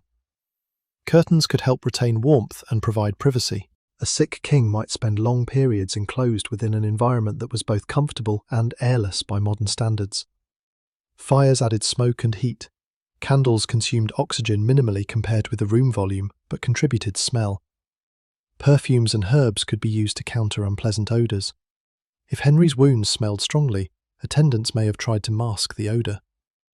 Early modern medicine attached meaning to smell, sometimes treating foul air as a cause or sign of disease. Aromatic substances were therefore practical, medical and social. The sensory world would have been intense. Beeswax, tallow elsewhere in the household, wood smoke, warmed fabric, sweat, medicinal ointments, infected wounds, wine, food, herbs, and human breath. Modern royal rooms displayed behind ropes are deodorized shells. The Tudor palace was organic, so was death. As the king weakened, swallowing may have become difficult, speech may have faded, circulation may have deteriorated, leaving extremities cool. Breathing could become irregular. These are common patterns in dying, but we must not claim a precise sequence for Henry without evidence. The sources give us a simpler endpoint. He became unable to speak. That loss of speech carried unique symbolism. Henry's voice had dominated councils. Ambassadors recorded his opinions. Theologians adjusted arguments to his beliefs. Wives measured his tone. Servants responded to small instructions. Parliament translated royal policy into statute. Then silence. Cranmer could speak to him. Denny could speak to him. Physicians could speak about him. The king could not answer. If the hand squeeze occurred, it was a final act of communication stripped of grammar and law. For anyone who had spent years fearing Henry's words, the silence must have felt unreal. No accusation would come. No sudden command. No demand to bring a prisoner. No correction of doctrine. No joke. No promise. And then no breath. There is a cruel paradox in the idea of the king's last word. Henry may not have had one that anyone could record. The man whose reign generated oceans of documents ended beyond language. This is why the deathbed accounts focus on a gesture. History hates silence and fills it with signs. But perhaps silence is the truest ending. The silence inside the royal chamber did not mean silence across England. Henry's reign had been noisy from the beginning. Trumpets, proclamations, sermons, executions, bells, cannon, disputes, processions, and the endless copying of royal words into local life. His death produced another wave of sound. Once officially announced, bells tolled, clergy prayed, heralds proclaimed Edward. Courtiers changed their clothing for mourning. Black cloth became political fabric. The court dressed grief in visible form. Mourning was regulated by rank. The quality and quantity of black fabric a person wore could signal social position and relationship to the deceased. At a royal funeral, grief was choreographed. Household accounts recorded expenses because sorrow at this level had a budget. The image may seem cynical, but ritualized mourning answered a real problem. How does a society acknowledge that the source of authority has died without making authority itself seem dead? The answer was to make death orderly. The corpse would travel in controlled procession. The successor would be proclaimed. Officials would continue their work. The church would surround mortality with prayer. Heraldry would place the dead man inside dynasty. The funeral would transform loss into continuity. Henry himself had used exactly this kind of symbolism throughout life. He understood that legitimacy had to be seen. When Jane Seymour died, he arranged mourning. When ambassadors arrived, he staged reception. When he met Francis I, he built magnificence. When rebellion threatened, he displayed punishment. When monasteries fell, his officers replaced institutional identities with royal authority. Now his servants used performance to contain the chaos of his absence. Yet some chaos could not be contained. The finances of the crown were strained. Henry's wars in the 1540s had been enormously expensive. His invasion of France in 1544 captured Boulogne, but at severe cost. Maintaining garrisons and defending the conquest drained resources. War with Scotland also continued. To raise money, the government sold former monastic lands, borrowed and debased the coinage. The dying king therefore left Edward not a serene inheritance, but a financially stressed monarchy engaged in costly foreign commitments. This matters because Henry's final room can otherwise seem detached from the world outside. The same hand that allegedly squeezed Cranmer's had recently approved policies that affected the silver content of coins in ordinary purses. Economic change was visible even on Henry's face in coinage. During the Great Debasement, the silver content of English coins was reduced, and on some worn pieces, the thin silver coating could rub away from the copper-rich base, especially on the projecting nose of the king's portrait. Later generations nicknamed him Old Copper Nose. The nickname is almost brutally physical. Even in money, the splendid royal image wore away to reveal cheaper metal beneath. Whether people used that exact nickname during Henry's life as commonly as later anecdotes imply, is less important than the material phenomenon. Debased currency affected confidence and prices, and the visual deterioration of the royal portrait became an accidental metaphor for the end of the reign. Surface magnificence, hidden weakness. The same contrast defined Henry's body. The same contrast defined Whitehall. The same contrast defined the final day. There was gold in the room and infection under bandages. There were statutes proclaiming supremacy and men afraid to mention mortality. There was a secure male heir and an insecure minority government. There was a grand tomb planned and an unfinished grave to come. There was a king who had defeated enemies and a body no command could defeat. The temptation is to call this hypocrisy. It is more useful to call it monarchy. All political systems contain distance between image and reality.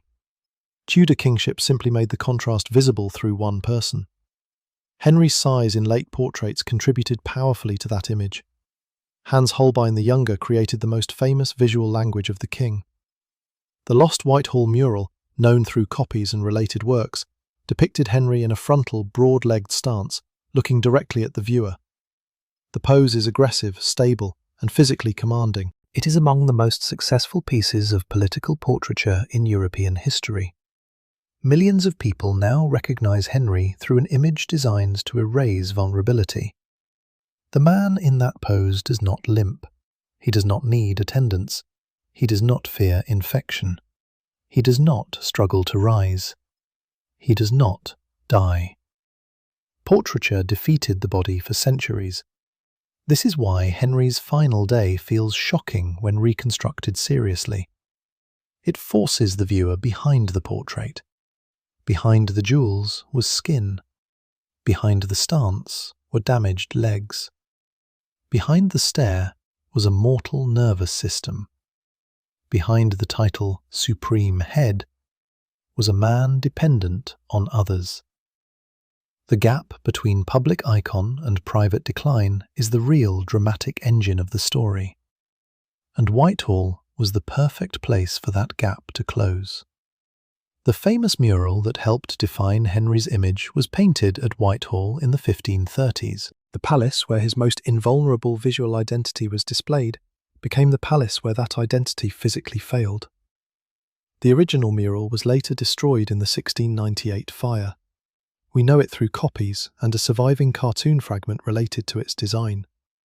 The room and the king both vanished, but the image survived them. Memory does not preserve what is physically strongest. It preserves what is reproduced. Henry's body decomposed, Whitehall burned, the portrait multiplied.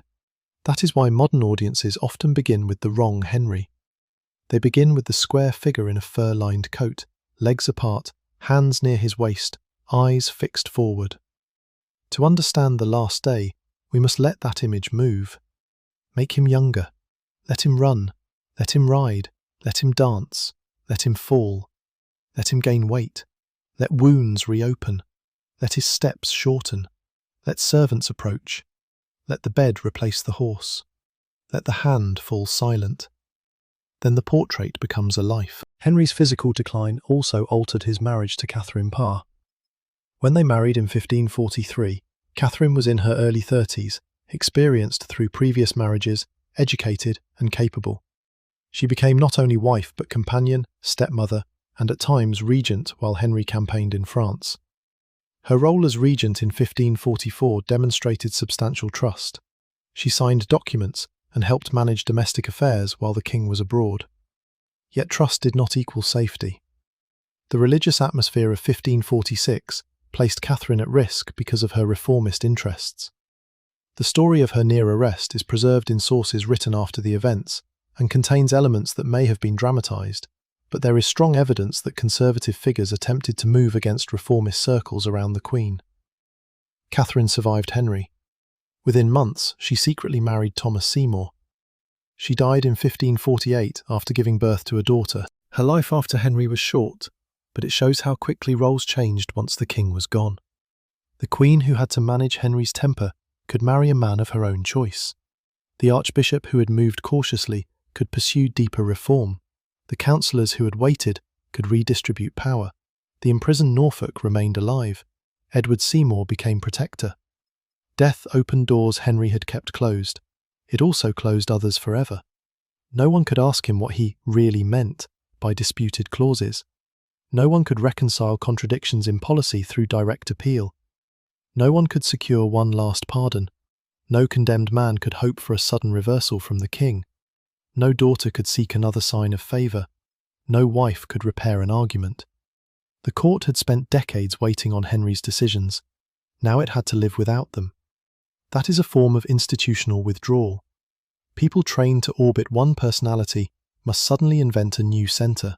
Edward was too young to provide the same gravitational force, so adult men competed to provide it for him.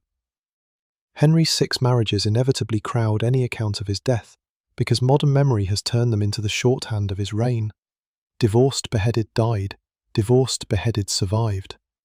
The rhyme is memorable, but it flattens 6 women into outcomes and makes Henry's marital history look like a grotesque game. On the final day, those marriages were not trivia. They were the path by which the succession had been created. Catherine of Aragon had been Henry's wife for more than 20 years. Their marriage began with celebration and, for long periods, real partnership. Catherine served as regent during Henry's campaign in France in 1513 and oversaw the English response to a Scottish invasion that ended with victory at Flodden. She was politically experienced, royal by birth, and deeply committed to the validity of her marriage.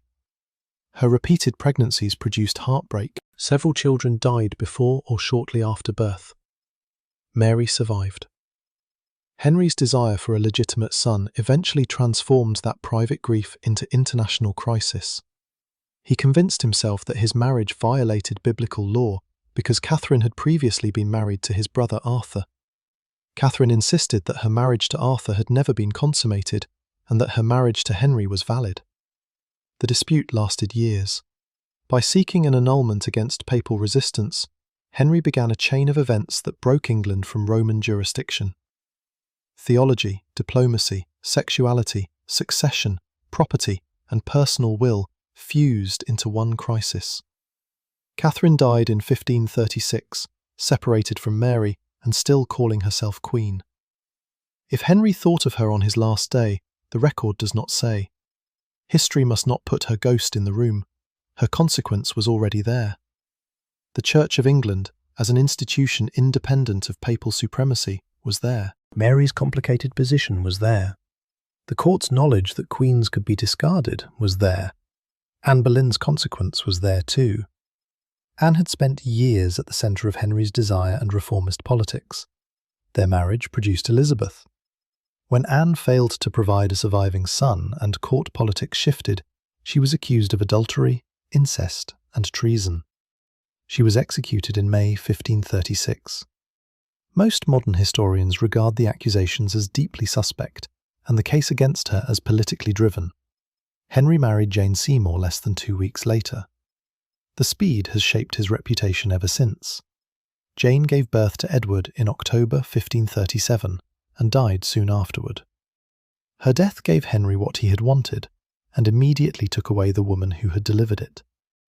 He would choose to be buried beside her, making Jane the wife physically closest to him in death. Anne of Cleves came next, part of a diplomatic strategy shaped by Cromwell. Henry disliked the match after meeting her. The marriage was annulled in 1540. Unlike Catherine of Aragon and Anne Boleyn, Anne of Cleves accepted the settlement and received property and status as the king's sister. She survived him and lived in England. Catherine Howard, young and connected to the powerful Howard family, became queen in 1540. Accusations of sexual misconduct before and during the marriage destroyed her. She was executed in 1542. Catherine Parr became the final wife in 1543 and survived. These marriages reveal more than Henry's personality. They show how dangerous it was when the private life of a ruler determined public law. A modern citizen can end a marriage without changing the national church. Henry could not separate the two. His need for a male heir had constitutional consequences because monarchy made family a branch of government. That is why Edward's presence outside the death chamber mattered so much. He was not simply a son. He was the attempted solution to 30 years of dynastic anxiety. And he was 9. The vulnerability of that solution must have been obvious even to people who celebrated his accession. Child mortality was common. Edward had survived infancy and received careful protection, but no one could guarantee adulthood. The succession, therefore, still included Mary and Elizabeth. Henry's final will attempted to organise a future that biology had repeatedly refused to organise for him. The irony would deepen after Edward's death. When Mary became queen, she reversed many religious policies associated with Edward and sought reunion with Rome. She also married Philip of Spain and experienced what appeared to be pregnancies but produced no child. Elizabeth then inherited and chose not to marry. The Tudor succession problem ended not with a Tudor grandson, but with the Scottish Stuart line. James VI of Scotland, son of Mary, Queen of Scots, succeeded Elizabeth as James I of England in 1603. Henry's older sister Margaret Tudor, not his son Edward, became the dynastic route to the next royal house. A king who spent enormous energy trying to dictate succession could not dictate the century after him. On the final day, however, these outcomes were invisible. That is the discipline historical storytelling requires. We know the future, but the people in the room did not. Denny did not know Edward would die at 15. Cranmer did not know Mary would order his execution in 1556. Catherine Parr did not know she had less than 2 years to live. Edward Seymour did not know he would be executed within 5 years. Norfolk did not know Henry's death would save him that morning. Elizabeth did not know she would rule for 44 years. They lived forward into uncertainty. We look backward and see pattern. That difference can make the final day feel falsely inevitable. It was not. Henry might have survived another day, another week, possibly longer, had his condition unexpectedly stabilised. If he had lived even hours longer, Norfolk's fate might have changed. If he had lived weeks longer, late grants or appointments might have changed. If he had recovered significantly, court factions could have been rearranged again. The political order balanced on biological unpredictability. No one at Whitehall could know the exact second at which possibility would become history. This is why waiting is central to the scene. Waiting for physicians, waiting for the king to wake, waiting for Denny to speak, waiting for Cranmer, waiting for a sign, waiting for breath, waiting for confirmation, waiting for the moment when servants could stop calling him a living sovereign and begin preparing a corpse. A palace built to respond instantly to commands had to wait for something no command could schedule. The final hours may have seemed endless. And yet, once death came, everything accelerated. Letters, meetings, secrecy, travel, proclamation, accession, mourning, funeral, Coronation. The machine that had been waiting suddenly moved. Henry was left behind by the government he had dominated. There is no stronger demonstration that institutions survive individuals. Even an institution reshaped around one man's will must eventually learn to operate after him. For Henry's victims, that survival could not undo anything. Thomas More did not return. Anne Boleyn did not return. Catherine Howard did not return. Surrey did not return. The monks and rebels executed during the reign did not return. Families damaged by confiscation, accusation, or political fall did not wake restored. A king's death ends his capacity to cause new harm. It does not reverse old harm. This is another reason to reject the temptation of a theatrical punishment scene. If Henry had screamed in supernatural terror, what would that have changed for the dead? Nothing. The moral weight of the reign lies in lives, laws, and institutions, not in whether the king suffered an appropriately dramatic final minute. His physical suffering was real enough. His political legacy was larger. We do not need to invent hell opening under the bed. We need only look at the people holding their breath outside the door. After Henry's death became public, the body and the memory began travelling in different directions. The body moved toward burial, the memory moved into argument. At Windsor, Henry was laid beside Jane Seymour in St. George's Chapel. The location was prestigious, dynastic, and sacred, yet the monument he intended remained unfinished. Visitors today can stand near the place where the king lies and be surprised by how little visual drama marks it compared with the scale of his reputation. That modest marker has become one of history's quiet jokes, but it should not be treated merely as irony. It tells us something about the fragility of royal plans. Henry could command craftsmen while alive. He could specify a tomb. He could acquire materials. He could imagine future generations staring at a monumental statement of Tudor greatness. He could not make the future finish it. The unfinished tomb also connects his final day to the fate of Whitehall itself. Most of the palace in which he died no longer survives. Fires in the 17th century destroyed the sprawling complex. The banqueting house, built long after Henry's death for James I, remains as the most famous surviving fragment of the later palace landscape. Modern government buildings now dominate Whitehall. People walk there every day without seeing the Tudor rooms. Officials enter offices. Tourists photograph guards. Traffic moves. Protests gather. Prime ministers travel between buildings. The site is still a centre of British government, but the architecture that held Henry's final breath is largely gone. This disappearance is useful. It prevents us from mistaking preservation for importance. A place can vanish and still shape history. The same is true of the monasteries Henry dissolved. Some survive as ruins, abbey churches, houses, or fragments incorporated into later buildings. Others disappeared almost completely, yet their lands helped create fortunes and altered local economies. Their destruction changed religious culture, charity, education, and patterns of ownership. Henry's final day cannot be separated from those landscapes.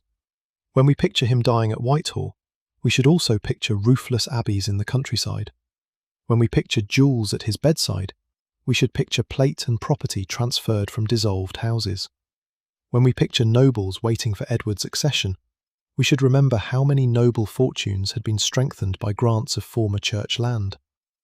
The palace and the ruin belonged to the same political system. So did the scaffold. Tower Hill and other execution sites held memories that Whitehall could not erase. State punishment under Henry was not unusual, simply because people were executed. Execution was part of early modern justice under many rulers. What stands out is the way high politics repeatedly ended in judicial death for people once close to the king. A minister could dine near Henry one year and face treason charges the next. A queen could be celebrated, crowned, and then executed. A noble family could rise through marriage and fall through suspicion. This volatility made the aging king more frightening, not less. Physical weakness did not soften political power. That distinction matters. Modern audiences sometimes assume that because Henry was increasingly disabled, others must have controlled him completely. Disability does not erase agency. Illness can limit access, stamina, and movement, while leaving judgment and authority intact. We should avoid turning his failing body into an excuse for every harsh decision of his final years. Henry remained king. He remained responsible for the decisions he knowingly authorized. At the same time, we should avoid the opposite error of treating him as physically unchanged until the instant of death. Both realities existed. He was powerful, he was dependent. He could condemn. He needed help to move. He could shape religion. He could not heal a wound. He could determine legal succession. He could not ensure his son's adulthood. The horror lies in coexistence. This is why the last day is more revealing than any single marriage or execution. It strips the reign down to its central contradiction. A political system that presented one man as uniquely elevated above others, while his body proved that no human being is elevated above mortality. Tudor subjects understood death far more intimately than many people do today. They watched relatives die at home. They knew epidemics. They saw infant graves. They heard funeral bells. They believed intensely in judgment after death. But royal ideology still made the king different. He was anointed. He was addressed in exalted language. His touch and presence carried ceremonial significance. His image circulated on coins. His proclamations spoke with authority into every county. When that person died, the contrast between sacred office and ordinary flesh became almost unbearable. The state managed the contradiction through the doctrine of continuity. The king dies, the kingship does not. The king is dead, long live the king, captures the logic, even if that exact phrase belongs more strongly to other monarchical traditions and later popular expression than to a verbatim scene we should place at Whitehall. Edward existed before Henry's corpse was cold as the solution to constitutional mortality. But Edward was a child, so the solution created another problem. The men who rushed to surround him did not need to be villains to recognize opportunity. They were politicians operating in a system where influence depended on access. A minority reign redistributed access dramatically. Under Henry, the question was, who can reach the king? Under Edward, the question became, who can control the environment around the king? That difference shaped the next government. It also helps explain why Henry's death was hidden for several days. Secrecy bought time to convert one system of access into another. Those days are almost as fascinating as the final hours themselves. Imagine a government issuing business while its sovereign's death remains officially unspoken. Imagine servants instructed not to talk. Imagine diplomats trying to confirm rumours. Imagine nobles wondering whether to act. Imagine a city sensing that something enormous has happened, but lacking public certainty. Power often announces itself through information control, before it announces itself through law. The last secret Henry's government kept was the fact that Henry no longer existed.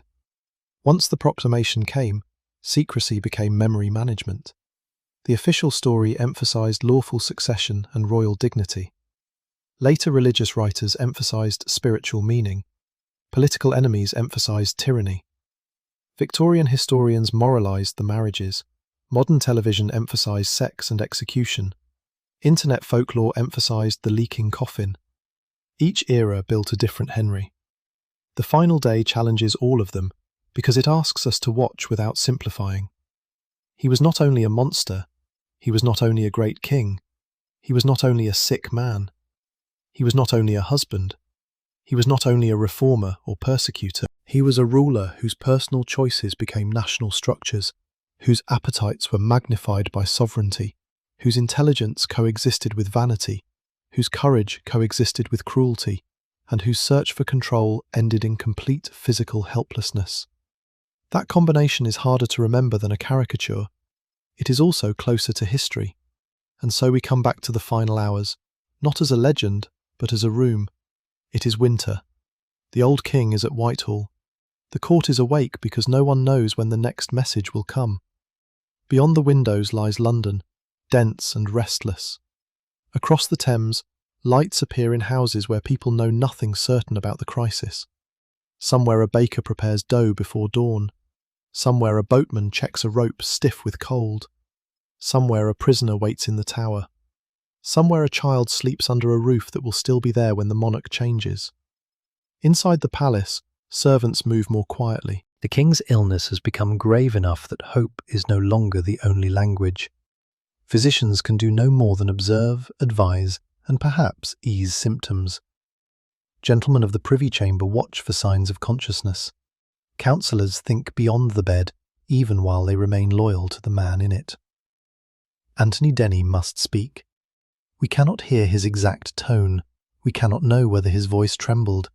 We cannot know who stood close enough to catch every word. But the central fact survives. The king had to be told that death was near. That sentence may have been the most dangerous truth spoken in England that night. Henry had built a court in which everyone else was forced to hear truths about themselves from him. You are no longer my minister. You are no longer my wife. You are a traitor. You are a heretic. You will surrender this monastery. You will recognize me as supreme head. You will sign. You will obey. Now the direction reversed. You are dying. No army could answer that. No parliament could repeal it. No theologian could argue it away.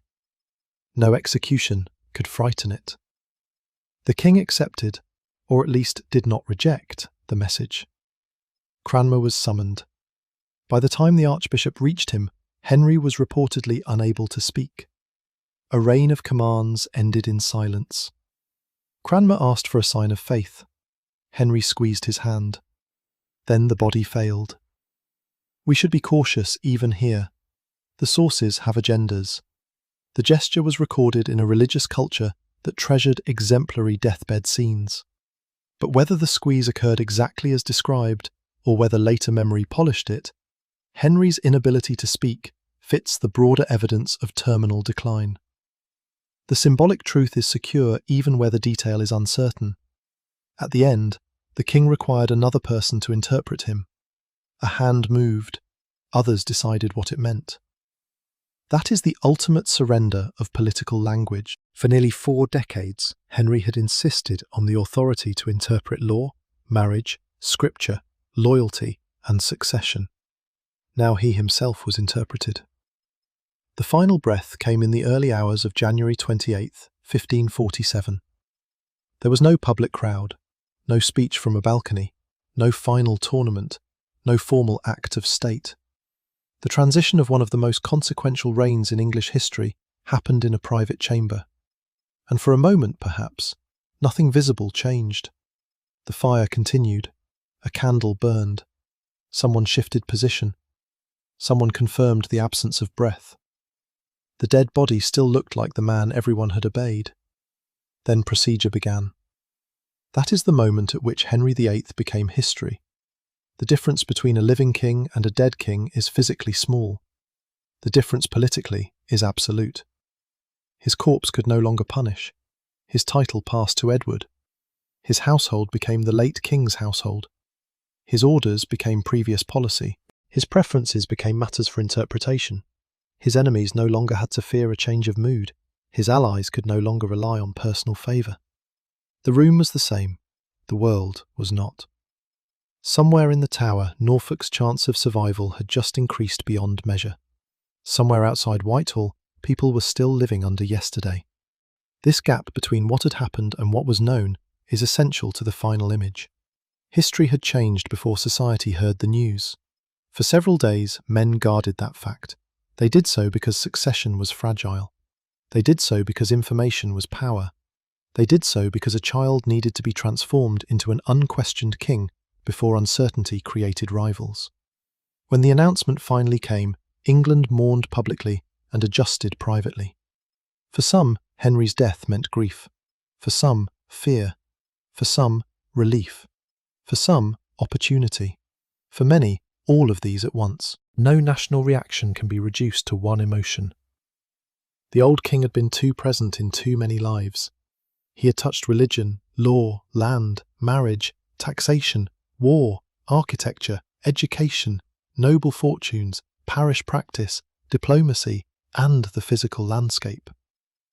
Even people who never saw him lived inside decisions he had made. That remains true today. Walk through the ruins of a dissolved abbey, and Henry's reign is there. Read the history of the Church of England, and it is there.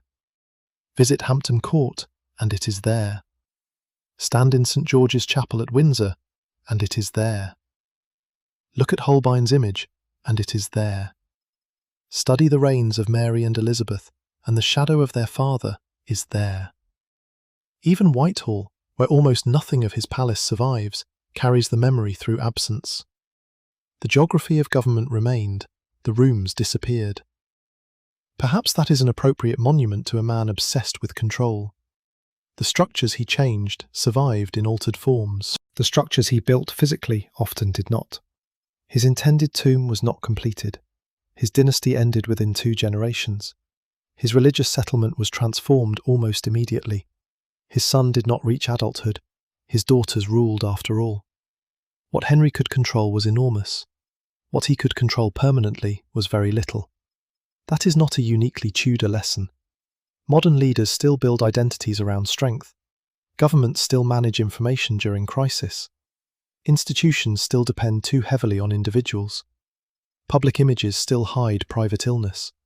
Political systems still struggle when a powerful figure becomes physically incapable. Families still discover that wealth cannot negotiate with death. The technology changes. The rooms become hospitals rather than privy chambers. The documents become digital. The news travels in seconds rather than days. The human problem remains. A body can carry an office larger than itself. Then the body fails. Henry's last day is therefore not compelling because he was uniquely disgusting in death. Many people in the 16th century died in pain, infection, and poor medical conditions. Some suffered far worse without servants, physicians, warm rooms, or secure food. What makes his final day extraordinary is the scale of the contrast. The man in the bed had once altered the religious allegiance of a kingdom because he wanted a marriage ended. He had ordered monasteries dissolved across England and Wales. He had received ambassadors who treated his mood as a matter of international security. He had sent nobles to death. He had married queens whose lives became European news. He had been painted as immovable power. And now he could not speak. All the machinery of Tudor monarchy narrowed to a dying body and a hand in Cranmer's grasp. There is no need to embellish that scene with imagined screams. Silence is more powerful. There is no need to invent ghosts of Anne Boleyn or Catherine Howard at the foot of the bed. Absence is more powerful. There is no need to insist that his coffin burst open as divine revenge. Mortality is more powerful. The king who could make others disappear was disappearing himself. His final day reveals the one truth his court had spent years trying not to say aloud. The sovereign was human. Painfully, visibly, helplessly human. He had blood that could become infected, lungs that could weaken, a heart that could fail, skin that could break, nerves that could carry pain, a mind that could lose the ability to command a voice. No crown changed those facts. The terrifying thing for the Tudor court was not that Henry had become less royal, it was that royalty had never made him less mortal. For years, the palace solved this contradiction by keeping the vulnerable body private and projecting the invulnerable body outward. Holbein's Henry would live forever. The real Henry could not. On coins and portraits he remained upright. In the chamber he lay dependent. The world preferred the portrait because portraits do not smell, groan, swell, bleed, or need help. History becomes honest when it returns the body to the image, not to humiliate him, not to mock illness, not to turn disability into moral punishment, but to see power clearly. Henry's leg ulcers were not proof that he was evil. His obesity was not divine judgment. His death was not a medical allegory. The moral judgment belongs elsewhere, in choices, laws, punishments, broken promises, acts of courage, acts of cruelty, and consequences. Separating those things matters. A sick person is not morally guilty for being sick.